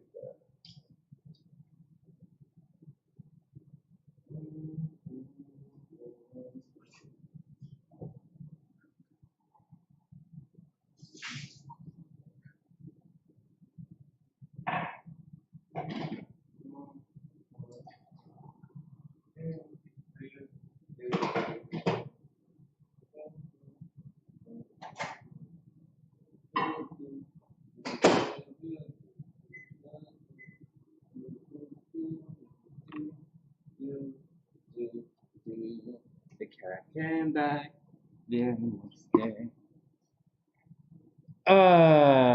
1 sec, guys. We're just waiting for the coffee to heat up, and then we'll be back. Math's not your friend. Oh my goodness. Yeah, I agree. You always want to start with, you want to start from, well, you start where you start. You start where you start. Um, and your intentions lead you where they lead you. Your way is your way. It's not, I don't know what to say. I like I do believe in change. I do believe in success. But I also seen it so many times that almost nothing is going to change someone who has it kind of stacked against them, whether it's stacked internally, uh, whether someone has stacked the deck against themselves internally and warped their view in such a way that they can't escape, or where society is dumped on them or put physical barriers so that they can't achieve it. What are you gonna do? What are you gonna do? What are you gonna do? Your perspective is important. Let me grab my coffee.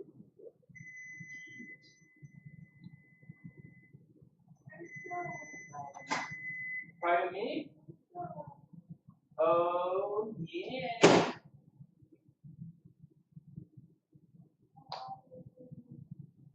Pardon me? Your eyes are hurting? Oh, all right, sweetheart. Calculus. Oh my God. Okay, here we go. Here we go. Here we go. All right, stopwatch is up. Let's do a couple of charts. Do, do.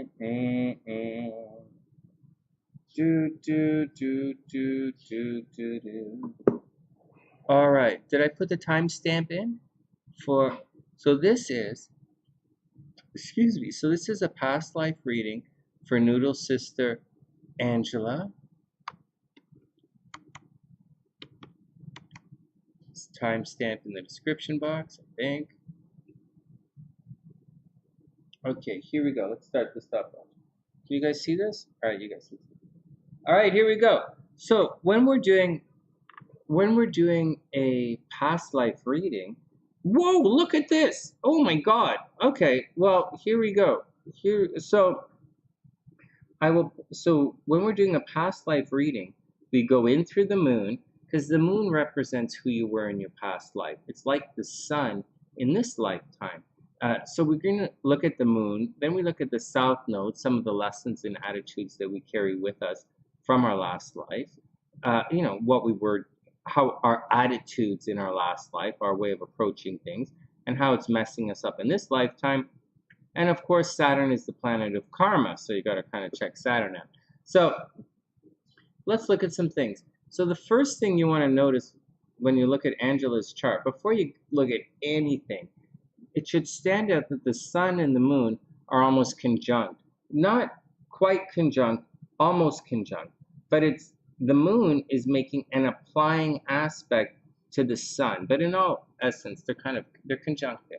And that indicates in a past life chart that this person, Angela, has unfinished business in this lifetime. In her past life, in her last life, she was probably highly involved in healing or highly involved in the arts. There's a strong possibility she might have been a nurse. She might have been a nurse, or she might have been a singer in the last lifetime. But anyways, there was a lot of energy put towards healing, and that's just the way it was. Because it's in the 11th house, she might have put a lot of energy towards healing groups of people. Strong possibility that she was a nurse in her previous lifetime. Now, in this lifetime, she's probably still she has some unfinished business with regards to healing. So maybe she took care of someone in her past life, and she really put a lot of energy into taking care of someone. Like, I think she was a nurse. And then she still has to do it in this lifetime. She's not finished with it. Normally, I would say, yeah, but like when the sun and the moon are conjunct, she's not finished. She has unfinished business that she has to do in this lifetime. So that's the deal. That's the deal. Now, the next kind of thing we want to look at, and we'll see where the story leads, is Saturn. And now Mars is conjunct Saturn. Like I told you guys when I was doing the horoscopes, Mars conjunct Saturn in a chart is a very difficult placement. It's in her 6th house. And so I would imagine that with Saturn there, so we're looking at Saturn. Saturn is where you're tormented. It's where you have to put a lot of energy or things are going to fall apart. And it's retrograde. So whenever you have these retrograde things in a past life reading, there are going to be problems there. So in her last lifetime, she was probably treated a little bit unfairly. There was maybe not her fault. She might have really stick up for the other person. She might have been a little bit sticking up for the underdog. I know I said she was a nurse, but maybe she helped people in a very legal kind of way. Now, the moon is what you were in your last lifetime, and Saturn's where you were tormented. So I probably shouldn't say she was a lawyer, probably stick with the nurse or the healing professions. But there's a strong possibility she stood up for other people. And there's a possibility that maybe the law let her down.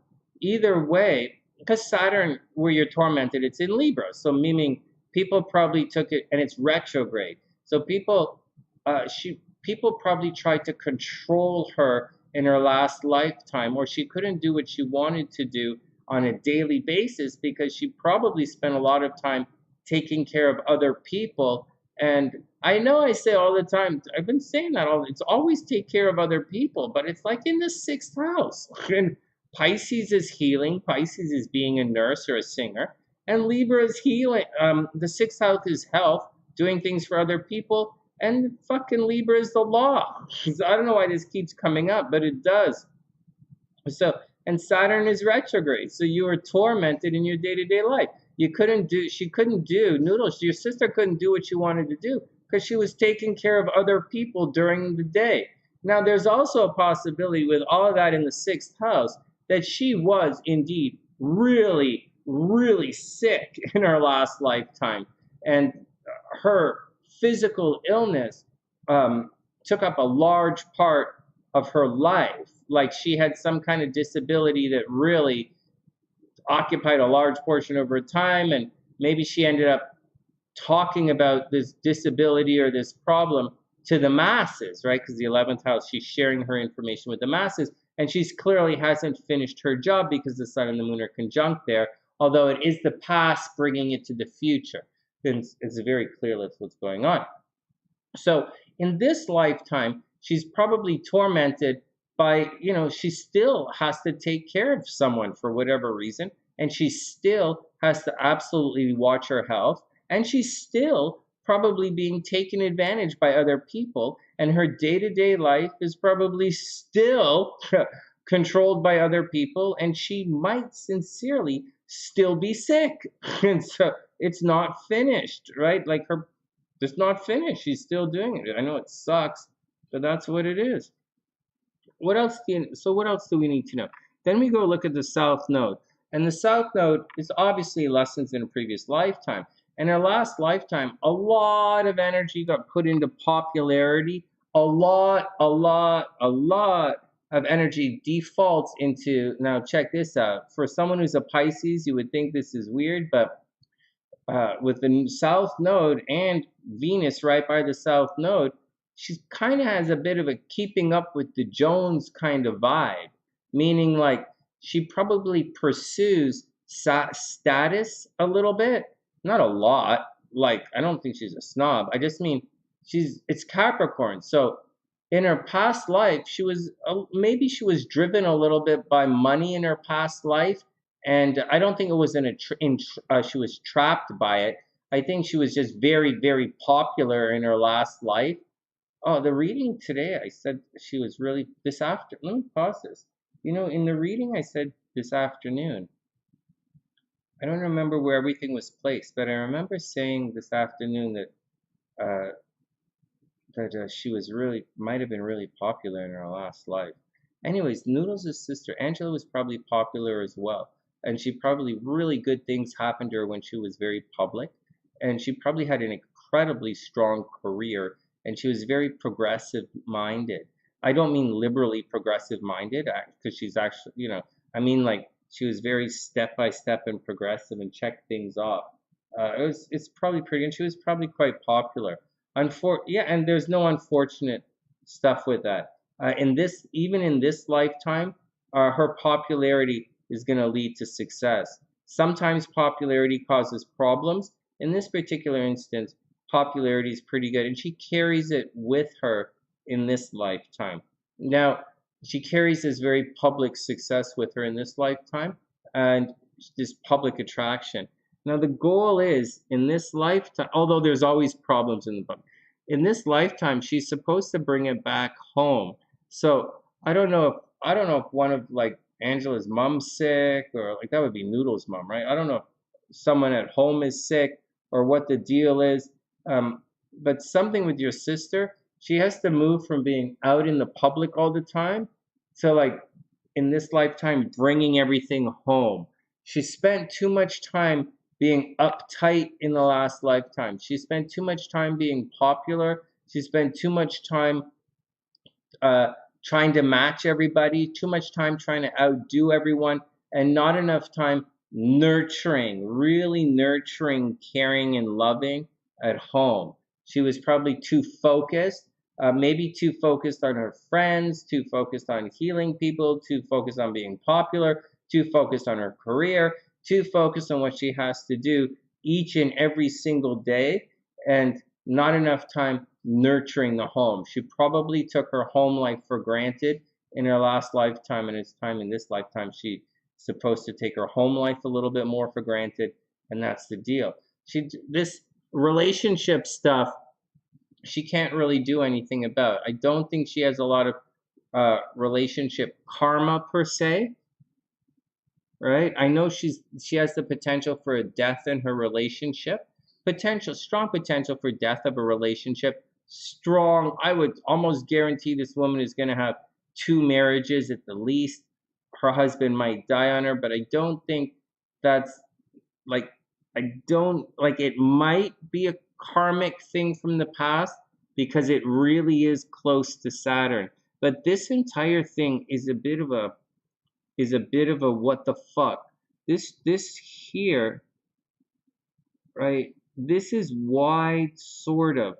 This entire combination is kind of a conjunction that's sort of chained right there through Saturn. You guys see that? It's at 21 degrees. The conjunction is chained through Saturn, which is neither, it's not good, because it makes this entire thing, because of the chain there, causes a major square to the nodes, right? So something really bad might have happened to her in her last life, like really bad, like um uh like she might have been really sick, like, and then like really sick, but she had the opportunity to be very popular, very successful.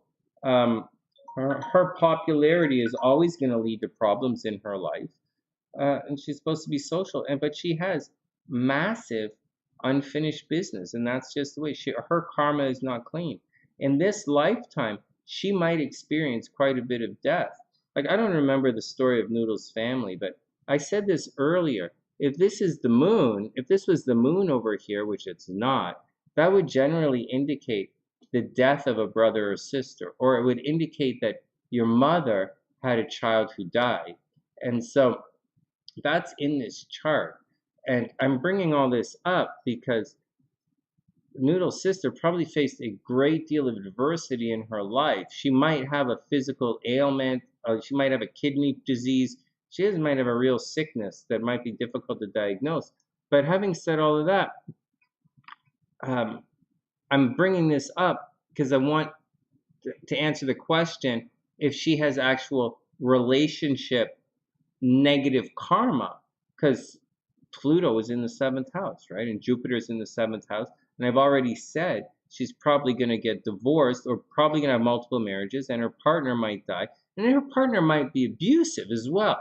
And so, is that a past life kind of karmic situation? And I think to a little extent,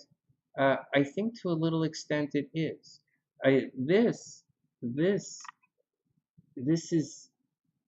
This is actually a square, and so I think it is. I think in her last life she might have had really negative situation in relationships, really negative, and she's bringing them forward into this lifetime. I don't know if Angela really got divorced, or I'm just telling you what the chart says. I don't know if she had any problems at home. I don't know if she's sick. I don't know. Like, I'm just telling you what the chart says from her past life, what's going on into this life. She could have a problem with drugs and alcohol easily. She could attract people with drugs and alcohol problems. And that's the deal. She should be very popular, but this chart has a very close association with some very difficult trauma. That's some very physical ailments. And like I said, because of the unfinished business, she's still going through it, and she's going to continue to go through it until she's able to heal. But in this lifetime, she has a lot of healing to do, and she has a lot of healing to do. Neptune's in the 9th house, right? She might have, she might have had a difficulty with drugs and alcohol. She really might have. But, in her last life, right? Moving forward, that might have been the situation. All right, was Angela a boy or a girl? Let's see. She was a, dun dun dun, she was a,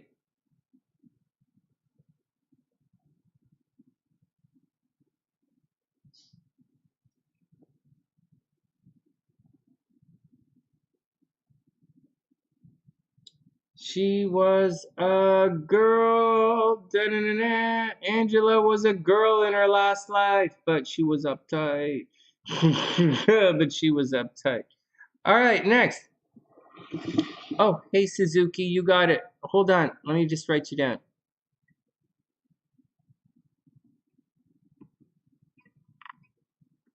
You got it, Suzuki. Let me just pop you in right here.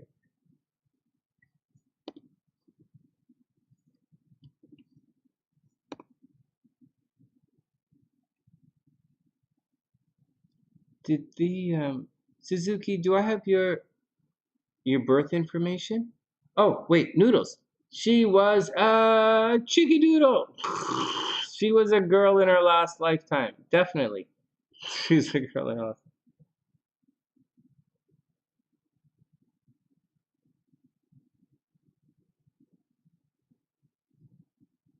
Girl. She's a girl. Okay.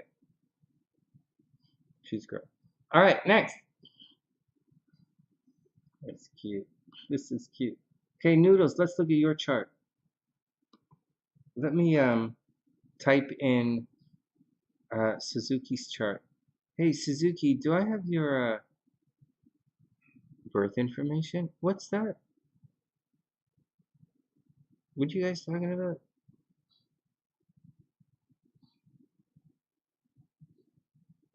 Oh yeah, the world doesn't turn unless it's a rhythm. You have to, it's all about synchronicity. Hey Audrey, what's up? I hope you're having a wonderful day. Let me see if I can pull Suzuki's chart up here.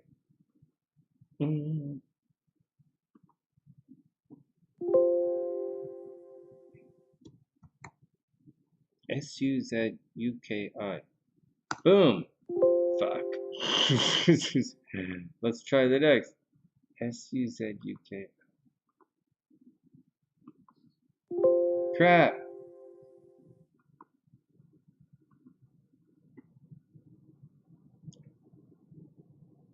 Oh, Suzuki, you'll have to you might have to type your birth information back in. Yeah, Suzuki, you're gonna have to type your birth information in, please. It's not coming up.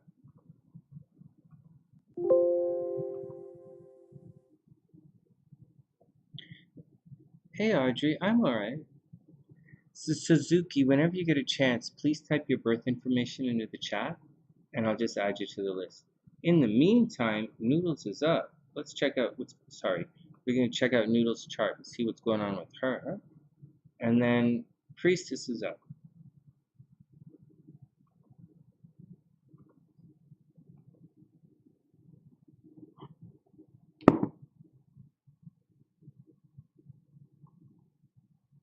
Mm, mm, mm, mm.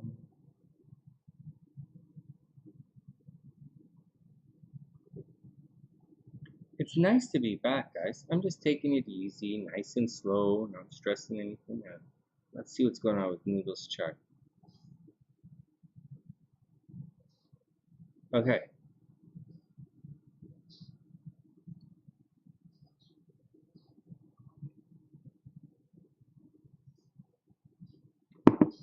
Oh, wait a second. Let me check something here. I haven't checked anything, to be honest. I'm just going to check for the first time. Might have. But Suzuki, if I don't have your chart, please type it in. I'm not sure where it is yet. Oh.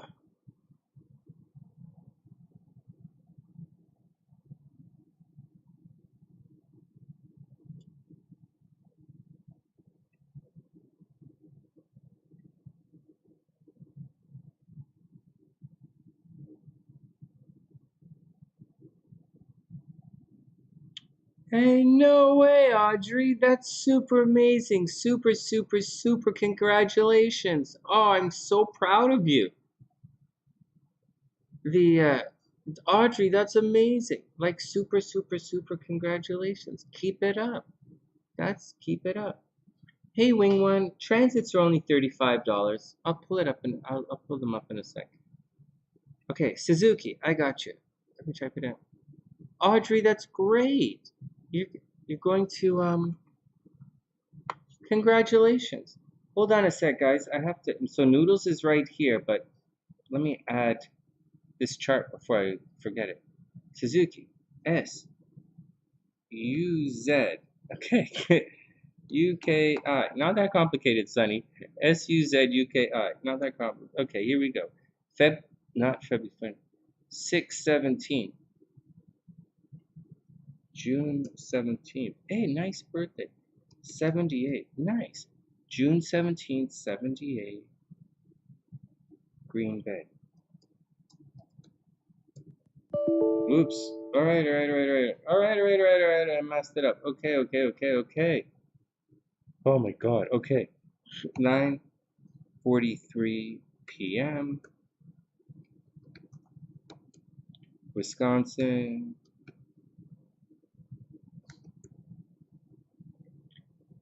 June 17th, 1978, 9:43 p.m. in Green Bay, Wisconsin. All right, Suzuki, I got you right here. Save to file. You're down here on the sunny side. You are good. All right, next. Okay, so what's the next thing? So we're not there yet. So we're not at Suzuki yet. We are at Noodles. Where the hell? I didn't write Noodles down. Okay, Noodles. Okay, Noodles. I'm deleting your sister's information, and you are right here.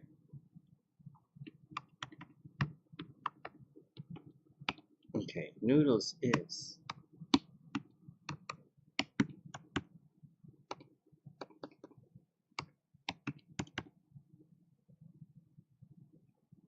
okay. Noodles is up. You typed it 2 times. That's cool. I got it. I see it right here. I got it right here. Okay, Suzuki. Noodles. All right, Noodles is up.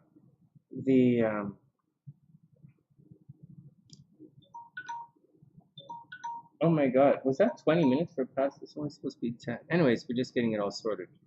Yeah, guys. I was wrong. There are some chickens do have wings, but they're called lady chickens. They're not real chickens. Like they are real chicken. Like I don't know. I'm not a doctor, but I do know you should.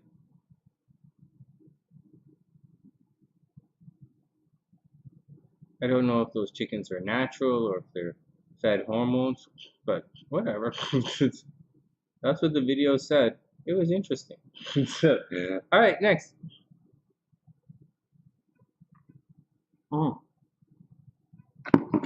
Let's see what's going on with Noodles. All right, Noodles, here you go. Here are your transits. This is a little low. Let's move it up here. Okay, so, and a little to the right. So, sorry. We're going to restart this. Let me just make sure we can see it. All right, Noodles, what's going on here? Where's the stress? So we know, let me just tell you what's gonna happen. What just happened and what's gonna happen. What just happened was this Mars building up on Saturn right here at 22 degrees. So that we know is happening. We also know Pluto is cruising in at 28 degrees, and both Saturn and Pluto are going to go retrograde and cause problems. So, but like in the meantime, you got to take it easy. So, this little drama right here, Noodles, that you may have gone through in the last week, whether you went through it or not, it would have been right here. And that's a situation where it might have, Noodles, if you had like a driving accident, like you still have to watch out. Like in a very sincere way, maybe you had car problems last week. There's a possibility you were blamed for something you didn't do. This kind of transit could could lead to jail time for some people, but more often than not, you're probably going to have your movement restricted. There's probably going to be an accident. You have to watch out for that kind of stuff. Maybe fighting with your brothers and sisters. But having said all of that, your third house right now is super stacked, and it's super stacked for another couple of weeks. Okay, but right now, until the end of the month, your third house is stacked. So communication was probably pretty good until like last Monday. Communication was pretty good. And then, you might have had moving around a lot. Someone might have given you a car. Transportation was good things with your brothers and sisters. But there was an event last week, and neither here nor there. But I'll tell you what's going to happen. So you're not out of this driving drama yet. So watch out for it. But on the plus side, Jupiter and Neptune are right here, right? And they're kind of right there, getting ready to move across. And so this could lead to, 1, very good things with your brothers and sisters. 1. 2, really good things with communication. 3, you might get a car or a cell phone or something, communication, transportation device. Having said all that, the energy is creeping over and applying to the 4th house. So good things, although the pain is right here, right? Although Chiron is approaching a pain at home from your past. I'm going to say it again. Chiron is approaching a pain at home from your past, right? Just saying. Aside of that, Jupiter and Neptune are moving in that, except for the pain, should cause some pretty good things at home. Like in the next year, you might actually make a lot of money in real estate. Noodles, you might make a lot of money in real estate in the next year. In the next, not this month, but next month, like in May, beginning in May, you might find yourself with another opportunity to move, and it should be pretty good. Actually, if next in May, you might have a real serious opportunity to move. It should be interesting. Everything should kind of line up in a harmonious way. This big dreams come true thing.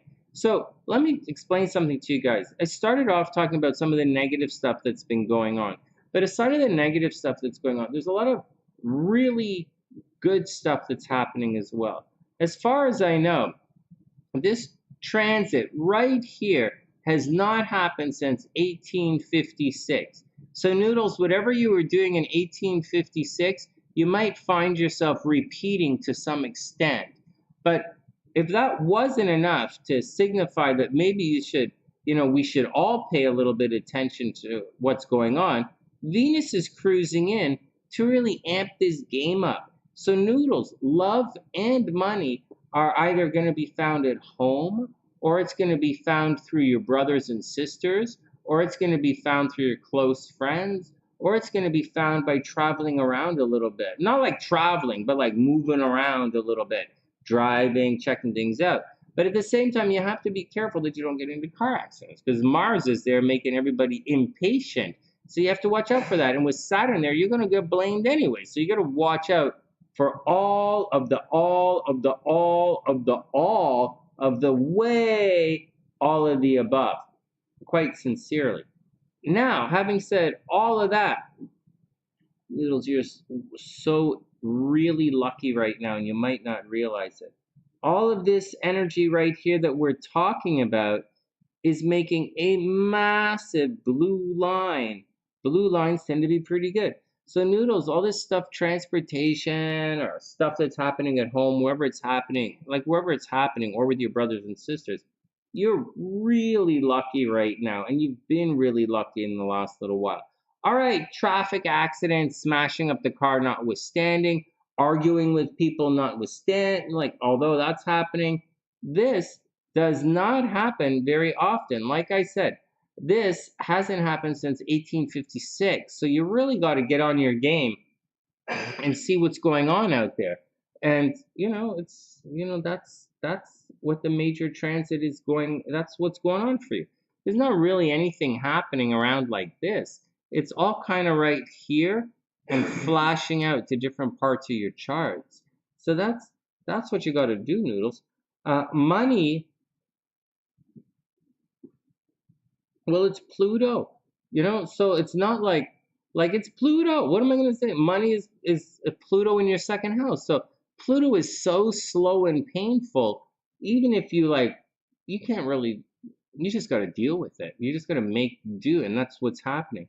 Now, money might be a little bit of a problem. Mars, like Pluto, is over here, and you really do have to work your butt off for money, and your finances are in a bit of a flux.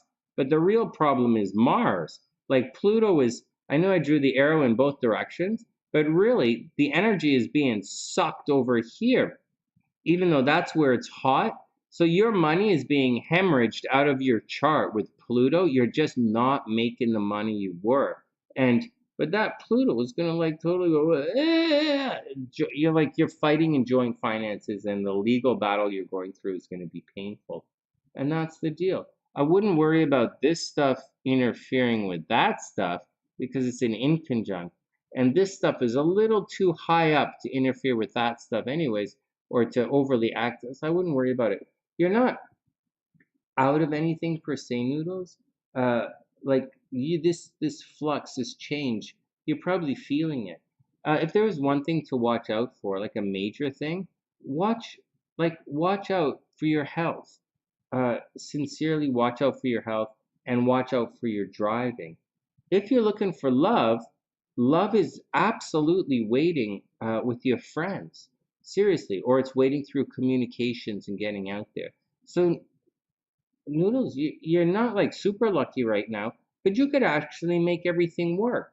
And in spite of all of this messed up Aquarian energy, which is still going to be there for a little bit, messing up Scorpios, you know, you should focus on the Venus and the healing part of everything. So, yeah, take chances with communication, take chances with love. It's all pretty good. Just watch out because Mars is cruising through as well. Is that the same for everybody in the world? No. For most people, this is broken up. And for most people, or for many people, I'm saying this is really good. Focus on the good before Mars gets in there and messes it up. That's what I've been saying in all the horoscopes and all the readings, except for Noodles. For Noodles, I'm saying Mars is already here messing things up. It's just messing it up in a different way. So watch out. So Noodles, watch out. You're not out of it. You are very much deeply in it, but very good things are also here for you as well, and it should be pretty good. So I think you should go enjoy yourself.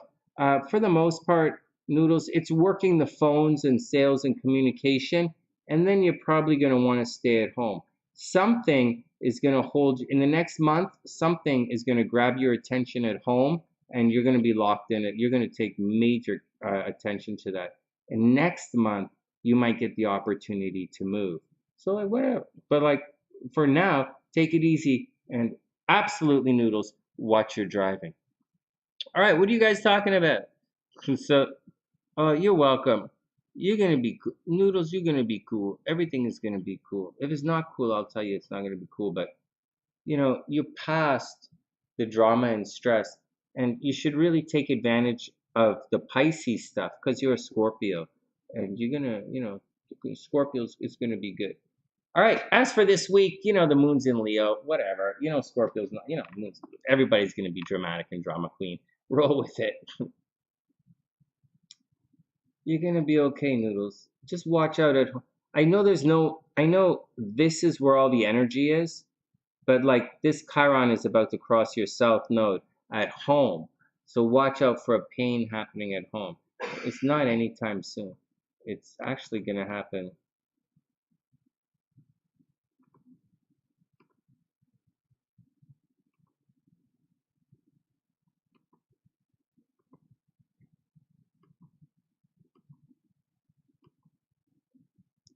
In May, Noodles, first week of May. First week of May, Noodles, something is going to come to mess you up at home a little bit, so watch out.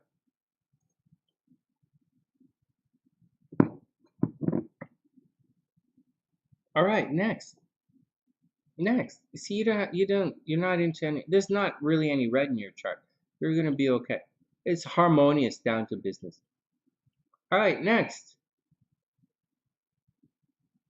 Next month is action time again. This month is nice and chill. All right, Priestess is up. Let's look at Priestess's chart and see what's going on. Well, Noodles, I like to watch out. If I don't, I like to worry. I like to think things through, and I like to worry and think things through for other people, like you guys. And it's a lot. I like reading your charts and pretending like I know everything and telling you guys what to do. So, all right, it's cool, Noodles. We'll get close. You have a month to go through. Oh no, you don't. I said first week of May, right? Oh shit, we're almost there. Oh no, we have April to go through. But like, all right, let me shut up. Pretty, I'm pretty good at the astrology thing. I'm not always so good at the date. It's all right. All right, Priestess is up, and then Suzuki's past life. Be nice and chill.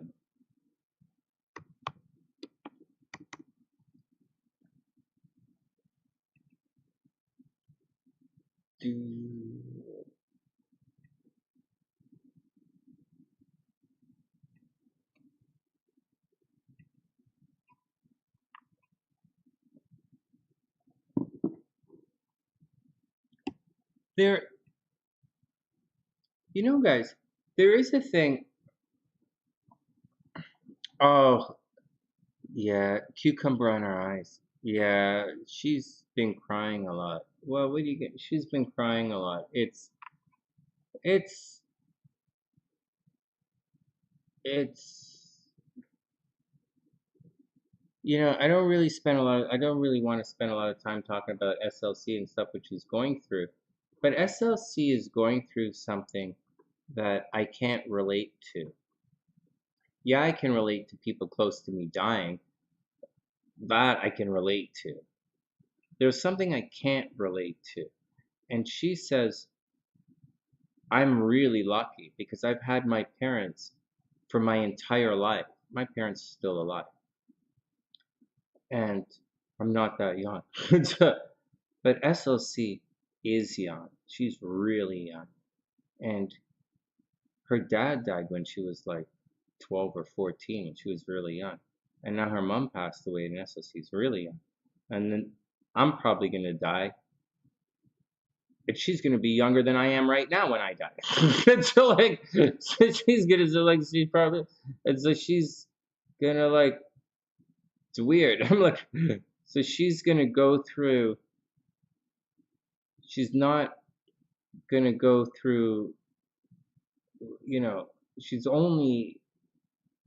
So it's a difficult situation. It's tough to relate to, because I have always had always a ridiculous amount of support. I do some of the dumbest fucking things, and my support group says, "Well, you try harder next time." It's like it's what are you gonna do? It's a difficult. She's my SLC is going through a difficult situation. Her life uh, is not. And again, I didn't think. I didn't think about it. So. I don't even have words to say. I don't even have words to say or relate her. But I do know that I don't know anything. We'll just take it on. I have a lot of information. I have a lot of advice and a lot of experience. Uh, it's none of it is what you do in this situation from where I'm sitting. Uh, it's all stuff I should tell you guys for you guys to use, but it's not so good when it's not, there's another thing that has to happen. Let's get on with everything else. Let's get back to the readings here. All right, Priestess is up.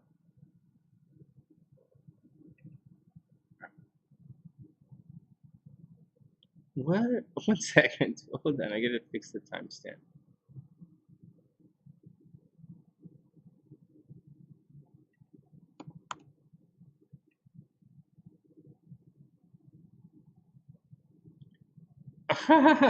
Priestess. Okay, what's going on with Priestess? So, Priestess, you would have that thing that happened to everybody last week. That big conjunction was happening right here, and so it would have affected, your money and your appearance. So you would have had to double down and make sure. Let me just look around your chart and see where anything else is. This your money and your appearance. So you have to watch. So that would have happened. You would have had to watch out. Maybe you hit your head, really bad headaches, nosebleeds, identity theft, people blaming you for things you didn't do. The entire situation is under attack. So, but you should be past that. And you should be past that. As long as you didn't get really hurt or really injured, it should be okay.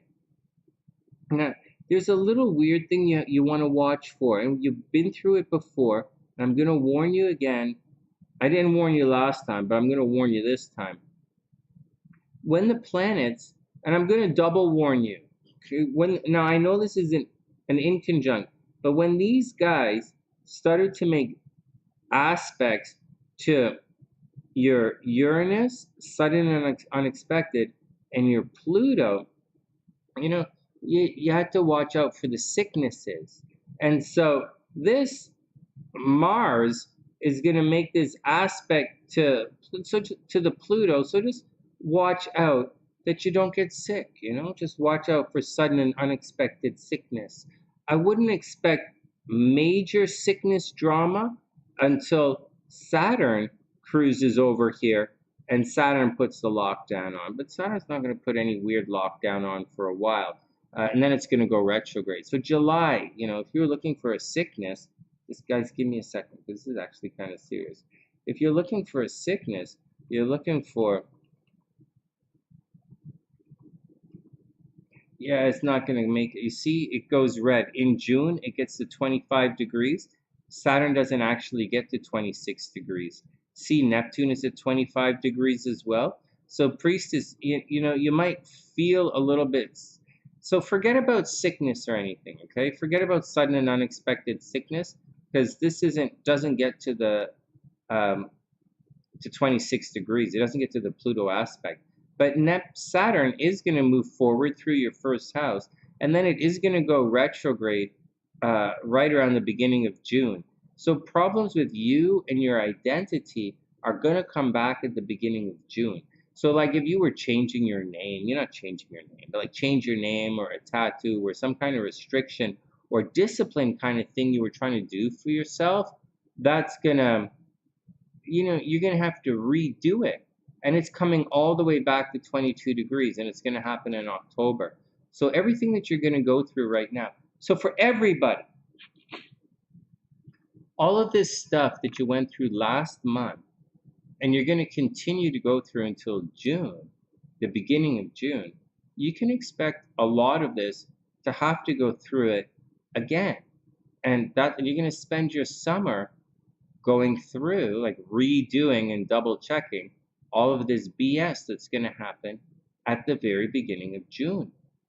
So and look, Pluto's going to already be retrograde at the end of May. So you're already hooped. So if I would recommend for everybody, get your work done or whatever you have to do before the beginning of June.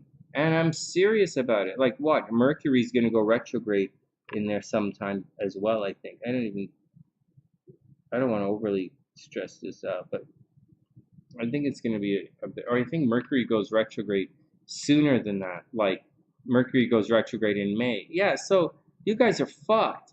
So you guys are really fucked. Mercury's going to go retrograde for the end of May, and then at June, the beginning of June, Saturn goes retrograde when you have to do your stuff. But what does that mean? So it means all this stuff you're going through right now, guys. I just wanted to check the dates. So all this stuff you're going through right now, you guys are going to go through it again. So, and for Priestess, this is happening in her first house.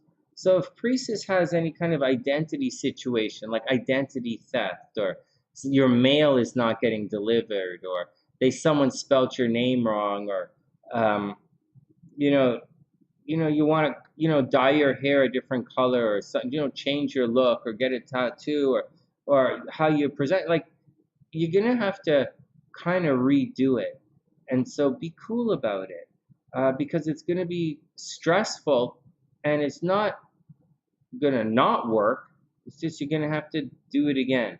Now, the thing to watch out for in particular is your health, right? That's what you have to watch out for. And aquas are getting sick. Aqua's getting wiped out. Aqua's sick. I know you're a Pisces, but that aqua rising is going to cause problems. And that's the deal with what you're going through. That's the biggest gist that's happening right now. You're not as out of it you're not as out of that situation as you might feel right now. However, having said all of that, for Priestess in particular, her behind the scenes BS, all that drama she's been going through for the last many number of years. Look, Capricorn is way over here. So, like, for the main number of years, should for the most part be done. Now, Pluto is still there, and Pluto is going to be there for another 4 or 5 years. So, or for another 4 years or so. So don't overly stress it. Just keep going with it. But you should be out of all of the backstabbing stuff, and you should really be away from it for like 7 years. Like, you should be out of it and ready to really get on in life and really take a real push. So there shouldn't really be any more fighting. Like, you're a little bit fighty, right? And you have a little bit of vengeance on your mind maybe, but you should really push forward and work on you. So if we cross all of this stuff out and say Saturn is leading the way, but Saturn's not leading the way, but Saturn is actually trailing everything. But let's just say Saturn is making you put hard work into yourself. And that's, if we look at it like that, putting hard work into yourself, then that's what's going on, and that should really lead to your success, Oh, wait, what are you saying?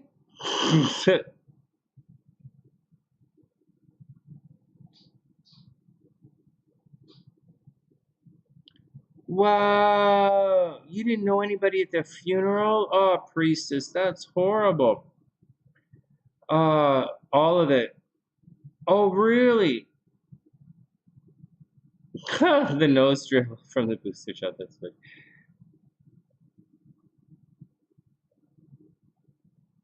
Oh my God.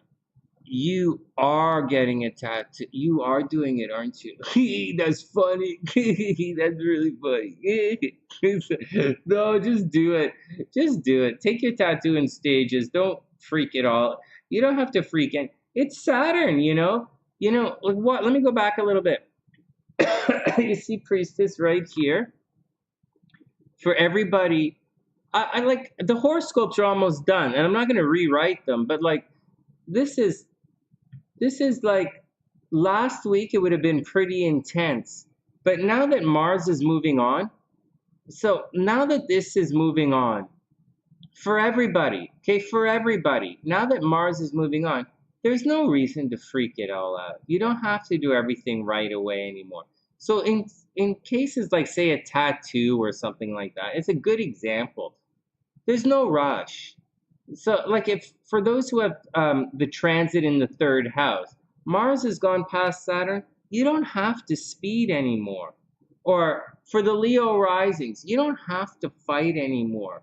Or for the, like, depending on where it is in you don't have to freak it out. So I would recommend you do the positive part of Saturn.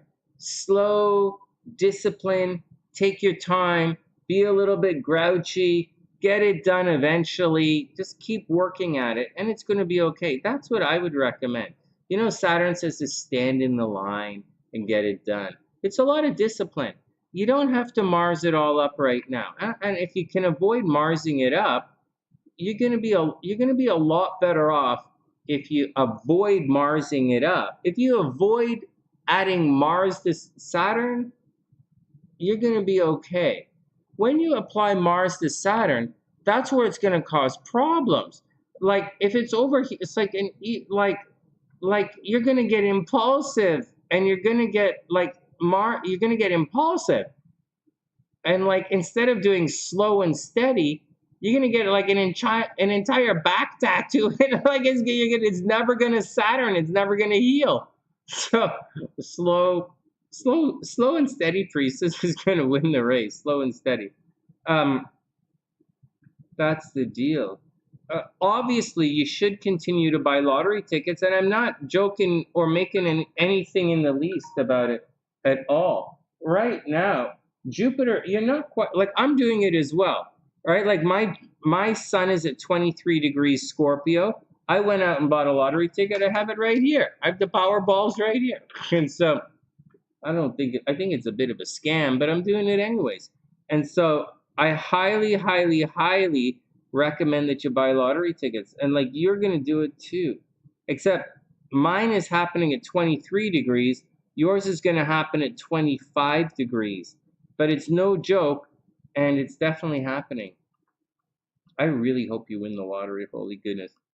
For you, it peaks April 15th. It peaks around April 15th for you, the second week of April. Holy shit, that's this week. Oh, fuck. That's next week, April 18th. So this is it, priestess. We have to win the lottery this week. No joke. Both of us have to win the lottery this week. I'm still picking shitty birthday numbers. But what can you do? Anyways, that's the deal. Now, as far as money is concerned and that lottery thing, you should keep working your butt off. This, again, this transit hasn't happened since 1856. And so this is definitely going to affect your money. Remember, when Jupiter comes in, it tends to get bad and then it gets big, then it gets good. So watch out for that. I'll say it again.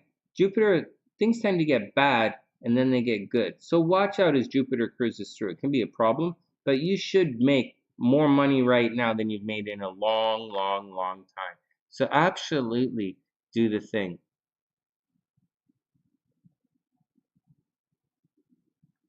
You're getting impatient about the office. Hey, book writing is very good for you. Writing a book is going to be very cathartic for you. You'll sit down and just write out the book. It's a good thing. You should write a book. What else are you going to say? Yeah, as far as that stuff, office and that kind of stuff, don't don't stress it out. just do it, because you know if you don't do it,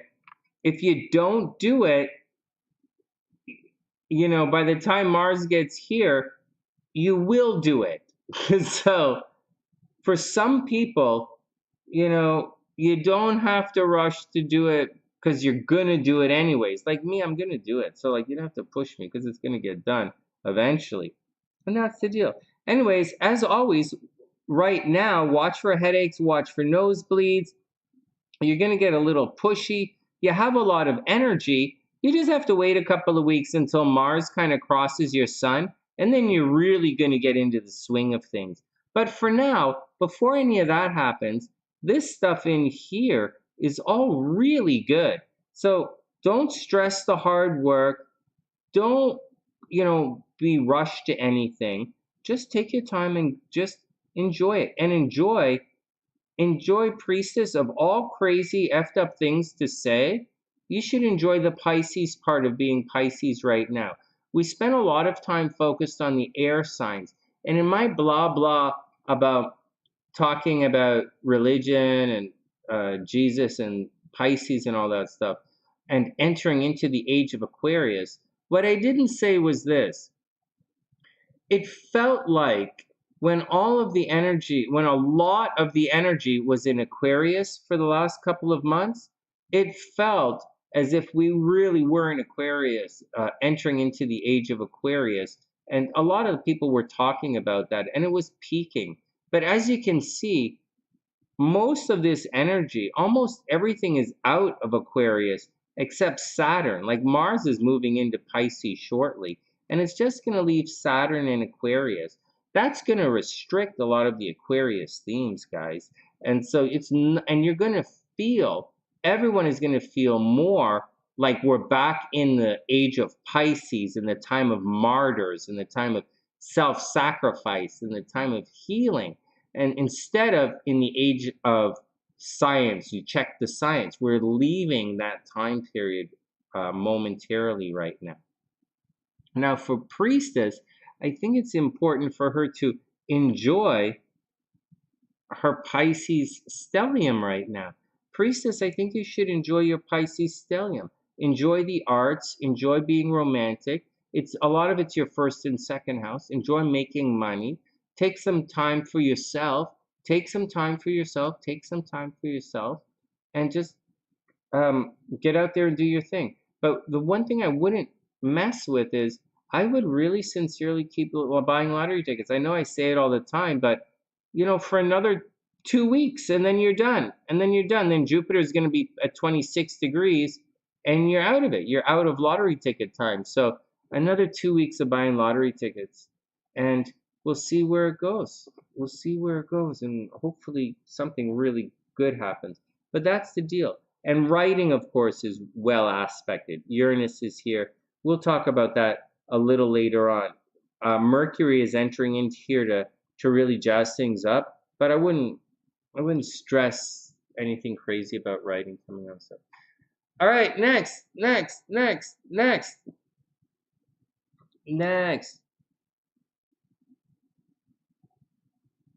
Holy crap! No way. The draw's on the 16th. Where's this gonna be? Yeah, but the 16th is no good for me. The 16th is too late for me. Ah, fuck. All right, next. Next. All right, next. I think we have, who's left? Suzuki's left? Did we get to everybody, guys? Is Suzuki the last one? Streamy stalking win-win.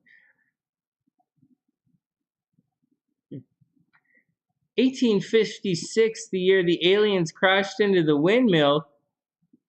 Maybe. Maybe. I don't know. 1856 was a long time ago from someone, from me. Oh my God. Oh my goodness. All right, here we go. Tattoo fish. All right, here we go. SLC is bummed out, but SLC is taking it a lot better than I thought she would. She's got a really good head on her shoulders, and she said things differently. I said, I'll tell you another time. Okay, one more reading, and then I got to get out of here. I got to go check on the missus. All right, here we go. Past life reading for Suzuki. All right, Suzuki, you are absolutely up.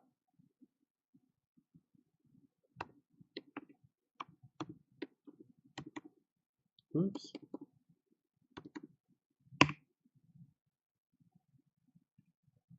Timestamps in the description box, guys. Oh my God, this thing is chilly.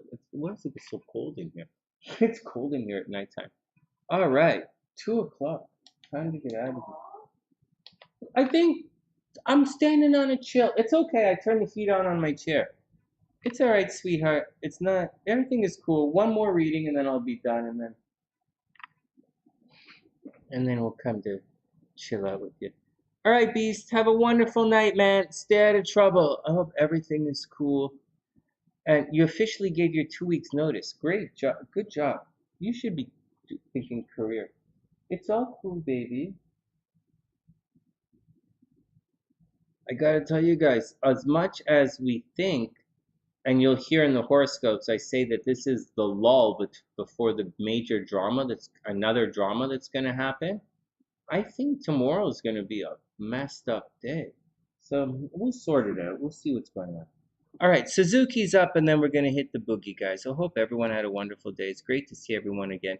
I'm gonna do the horoscopes. I just didn't finish Cancer and Gemini, so let's finish them, and then we'll do the thing. All right, Priestess, you be cool, stay out of trouble, and absolutely watch your driving. All right, Suzuki's up. Let's check out Suzuki's past. Oh, that was almost. I looked at. You guys want to know something? When I pull the charts up for the first time, sometimes the tilt of the chart throws things off, and it gets a little tricky. I just threw this chart up, and I was like, "Oh my God, Mars in the ninth house. Oh, she might have been killed in her past. She might have been murdered in her past life, or her father was very abusive in a past life." But it's not what it says. It's not what it says. Everybody be cool. I was like, what the fuck? No, this is the top of Suzuki's chart right here. That's her MC. This chart tilts in this direction. It's not such a big deal. It changes timing. It's not going to affect how we do the reading stuff on this kind of stuff. All right, Suzuki's so for Suzuki's past life reading, we're going to enter in here with the moon up in Scorpio. So all right. So the moon in Scorpio indicates someone who in this lifetime has a close association with death and has a close association with the occult. In the past life, I say when someone has their moon in Scorpio in their last lifetime, they probably were in the medical field, but not like a nurse. A Pisces is like a nurse. A Pisces is healing people. Scorpio is more along the lines of surgery and investigating things. So in the previous lifetime, Suzuki might have been a surgeon, or Suzuki might have had a situation. She might have been a psychotherapist, or she was very good at uncovering secrets, and she was obviously very psychic in her last lifetime. There is a possibility that people would come up to her in her last life and just suddenly start telling her all their secrets, almost as if she had this real gift of drawing out the truth in other people in her past life. She might have come across as a little weird. She might not Aquarius weird, like eccentric, probably not that eccentric. A little bit eccentric because it's really close to a retrograde Uranus, but this retrograde Uranus is not applying to the moon. The retrograde Uranus is kind of running away from the moon, right? These planets are moving like that in opposite directions. So the space is getting bigger, not smaller between them. So although instead of her being very quirky in her past lifetime, instead of Suzuki being quirky in her last life, she was probably around a lot of quirky people, or she was around a lot of unusual people.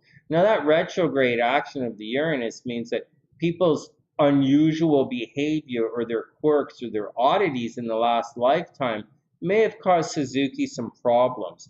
And people being weird would have caused her problems very publicly. And so those are things she had to watch out for. There is a possibility that she was very successful in her last lifetime, but she's going to be around some weirdos, and the weirdos would have caused a lot of problems. And so that's what the deal is. The weirdos would have caused a lot of problems. But her moon is actually a pretty cool moon.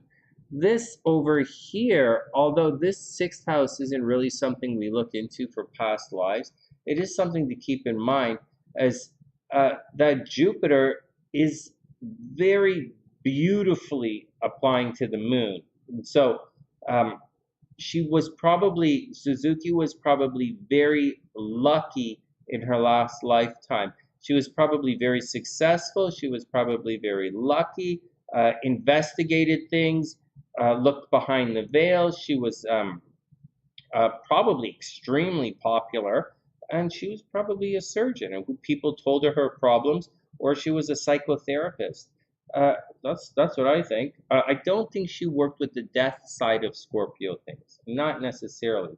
In this lifetime, she puts a lot of energy into the occult. In this lifetime, she puts a lot of energy into death and afterlife and that kind of stuff. But this lifetime, last lifetime, not so much. All right, in this lifetime, so her goal is to move from the last life in Scorpio, taking care of, I don't want to say she took care of other people, because I always say that, but like, she was very she might have been very jealous in her last lifetime. She might have had a jealousy problem in her last lifetime, and she very much liked to take care of other people's stuff, right? So that's the deal. She was very, not necessarily nurturing, but she kind of stood on guard, kind of watching other people kind of thing. All right, but she had naturally really good at investigating things.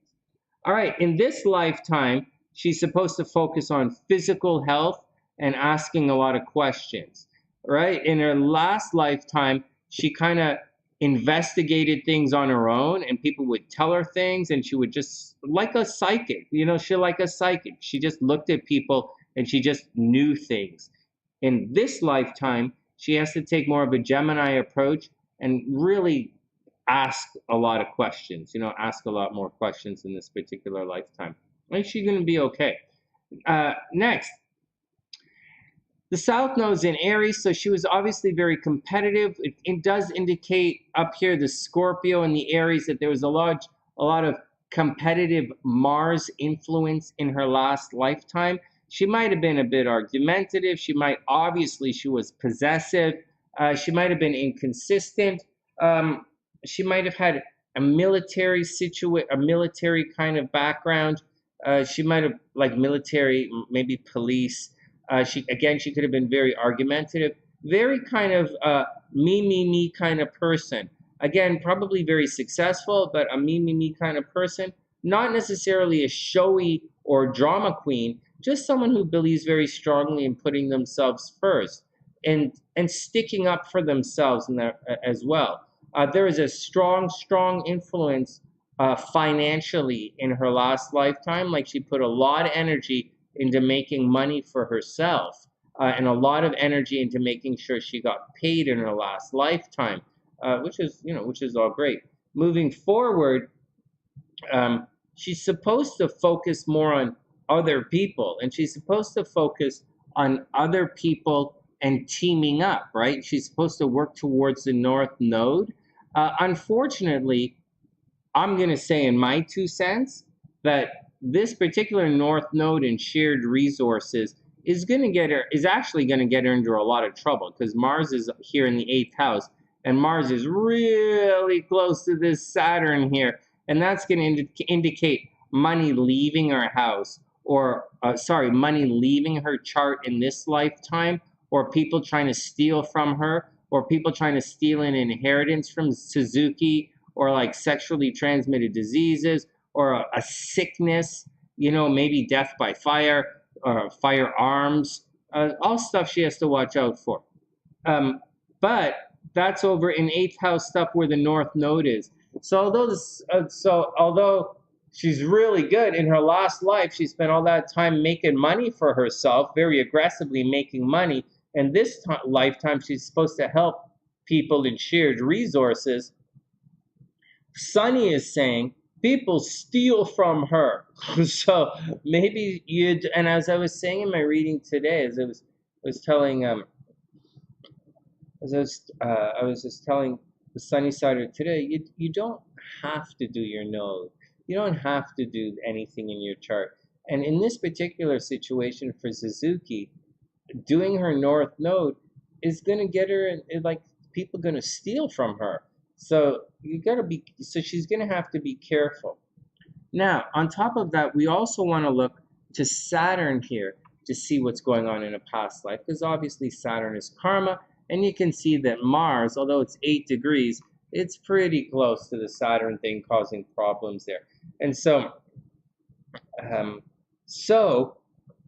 excuse me, in her last lifetime, there is a possibility that there was a drama or major karma with a major relationship, and it might not have ended well.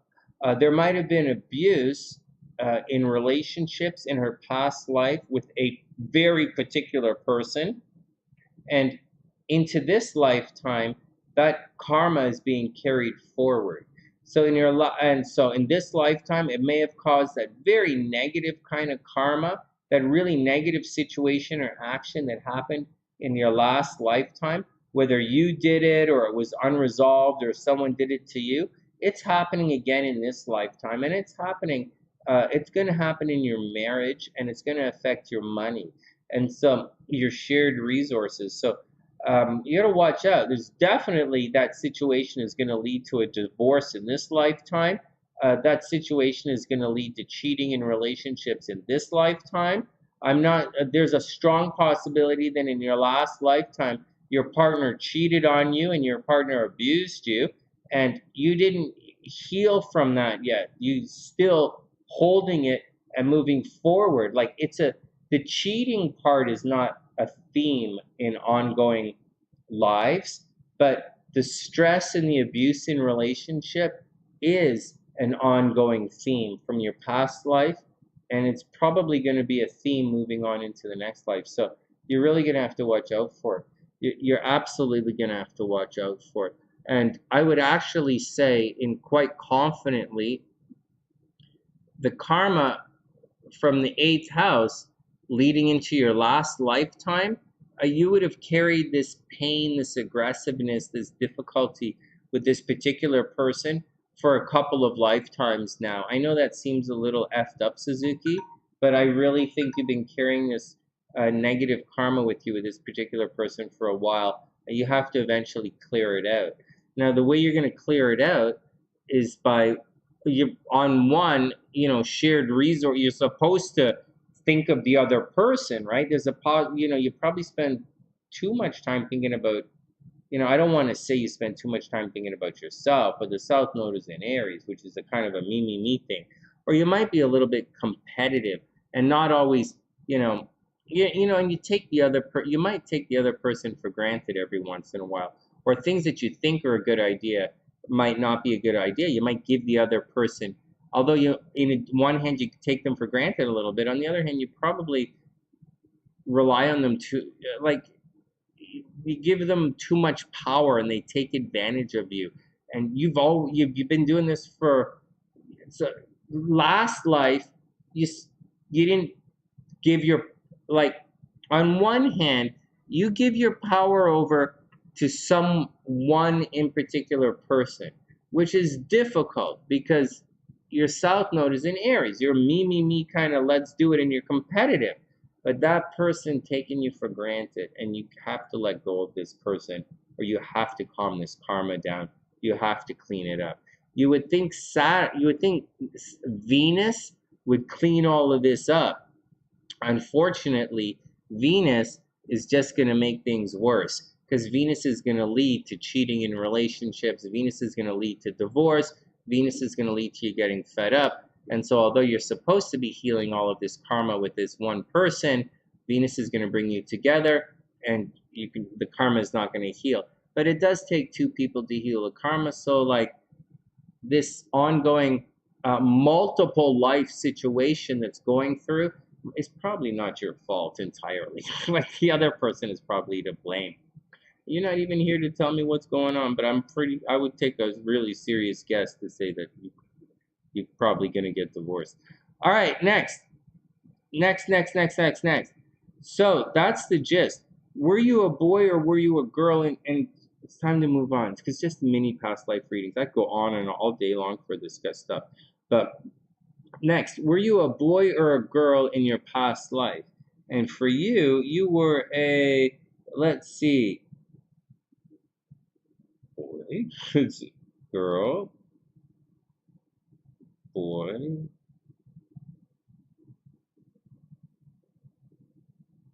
girl, girl. 1, 2, 3. You were a girl. And Suzuki, you were a girl in your last life as well. Hey, Suzuki, you're right there. Hey, Suzuki, you're right there. Hey, what's up? Suzuki. Where'd you go? Where'd you go? Oh, you went through a divorce. Hey, I think you have karma with that guy. You usually just know, right? You're ridiculously over-the-top intuitive. Like, ridiculous. Yeah, and yeah. But this lifetime is more, instead of just using your intuition, ask lots of questions this lifetime. Like that's the deal. Not a big deal. You're really good. It's really. Oh, I'm great. Oh, it's great that you. Oh, good, Suzuki, you got it. All right, so that's what I think, Suzuki. It's pretty cool. I like your chart. Just what? Hey, yo, Dr. P, what's up? Just about to take off. We had a death in the family last week, so I had to head off to Michigan to take care of what was going on. But I was thinking about you when I wrote the horoscopes, Pam. Hey, wait a second. Did I do that last? Did I do it yet? Hold on a second. Everybody calm down. I wrote about you. I wrote about Pisces in the hospital, but oh, the horoscopes aren't even here. I don't even have them up. Oh my God, I don't even have the horoscopes up on my screen. Oh, I put everything away to do this, but I wrote about you guys. Oh crap, you'll have to wait until the horoscopes. I said I wanted to say love was waiting at the hospital.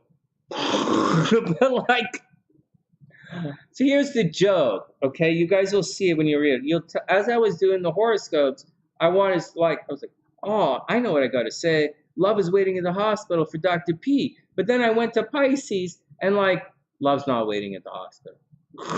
So like, but I think I wrote for you guys anyways, and stuff like, Hell Beast went to bed, right? But I did it. Hell Beast is not here, right? But I did a thing for. I talked about for Scorpios who are going to be super and lucky in love to watch out for metal if you have metal piercings in places where, easy to rust, let's just say. Anyways, I'm having fun doing these horoscopes for you guys.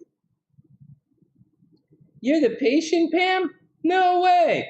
What the hell? You're the patient. Oh my God, you better not have that broken heart thing because like of that guy in Arizona. You know better than to fall for cowboys.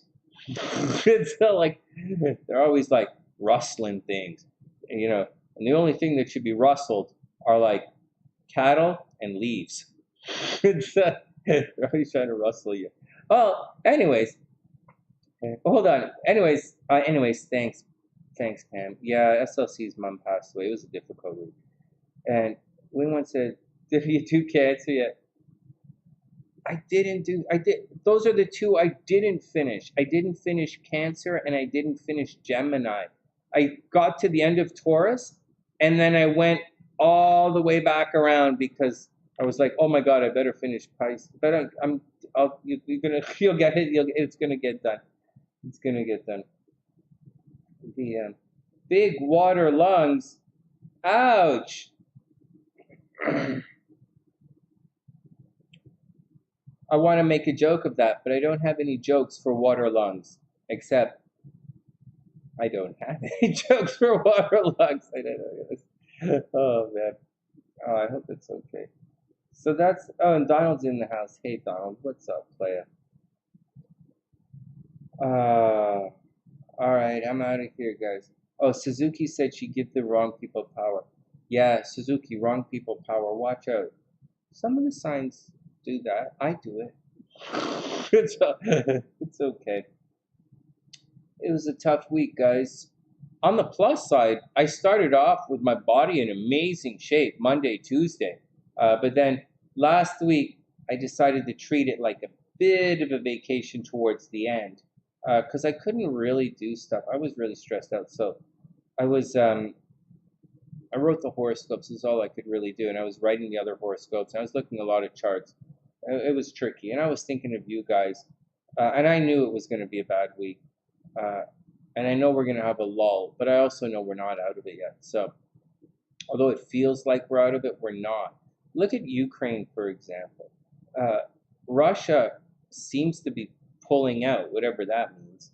But like, they got to go all the way around now. But they're coming. They should be coming back. And I think they're going to come back at the end of. They're going to come back at the beginning of July when Saturn goes retrograde. We're going over this again, so keep that in mind.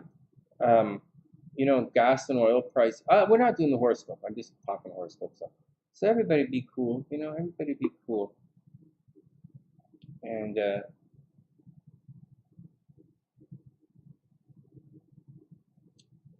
well, You gotta watch out for stuff. Anyways, it's great to see you, Pam. I hope everybody's cool. All right, let's get out of here. Oh, wait, Suzuki's right there. Suzuki says, I totally agree. Good at reading people. Oh, you're good at reading people. You definitely. Oh, yeah, seriously. Seriously. No, Suzuki, seriously. And Donald says you should have a good day. Everybody should have a good day. It's going to be Monday soon. That's the deal. All right, let me get out of here. All right, that's the action, guys. It's great to see everybody. I hope everybody has a wonderful night. Please, please, please tell everybody about the sunny side. Please, please, please tell everybody to get their private readings done on the sunny side, and we'll take it from there. And that's the action. I'm still worried because my horoscope says I'm going to have a fucked up day tomorrow. And I have no idea what kind of bullshit I'm in for. So, everybody be cool. Everybody be cool. I'm still worried. And that's the deal. But I hope everybody else is okay. I can't believe all the nonsense Daniella's going through. I hope she's going to be okay. Hope Gabrielle's okay. We haven't heard from her, but she's probably having fun. And Beast is okay. All right, guys, let's get out of here. All right, let's get out of here. And with that, everybody be cool. From TheSunnySide.net, I'm Sunny, wishing everyone the best of a super, super, super beautiful day. Night. What's up, Donald? Monday. That's probably a good idea. All right, guys, wishing everyone the best of a super beautiful day. And I'll see you guys soon. I'll see you tomorrow, guys. Have a wonderful one. Tomorrow night, right? I have to finish the horoscopes. Yeah, wing one tomorrow night. I have to finish the horoscopes, and I have a reading tomorrow at 2:30. So, like, same thing. I don't really plan to go on at 11 o'clock every night. It's supposed to be around 8 o'clock now that the Lakers have been eliminated from the playoffs. I don't even live in Los Angeles, but we got kind of hooked on watching the Lakers play. Oh, my God. All right. We're also thinking about moving. I'll tell you guys another time. All right. Wishing, hey, Wing One, watch out. You know, your sun, Cancer, 23 degrees. Be careful. So be careful. I'm worried about worried. All of us 23, 24, 25 numbers got to watch out. All right, guys, from TheSunnySide.net, I'm Sunny, wishing, and if Sue Oz watches this, she'll watch the videos, right? Everybody watch out. From TheSunnySide.net, I'm Sunny, wishing everyone the best for super duper beautiful night. And I'll see you.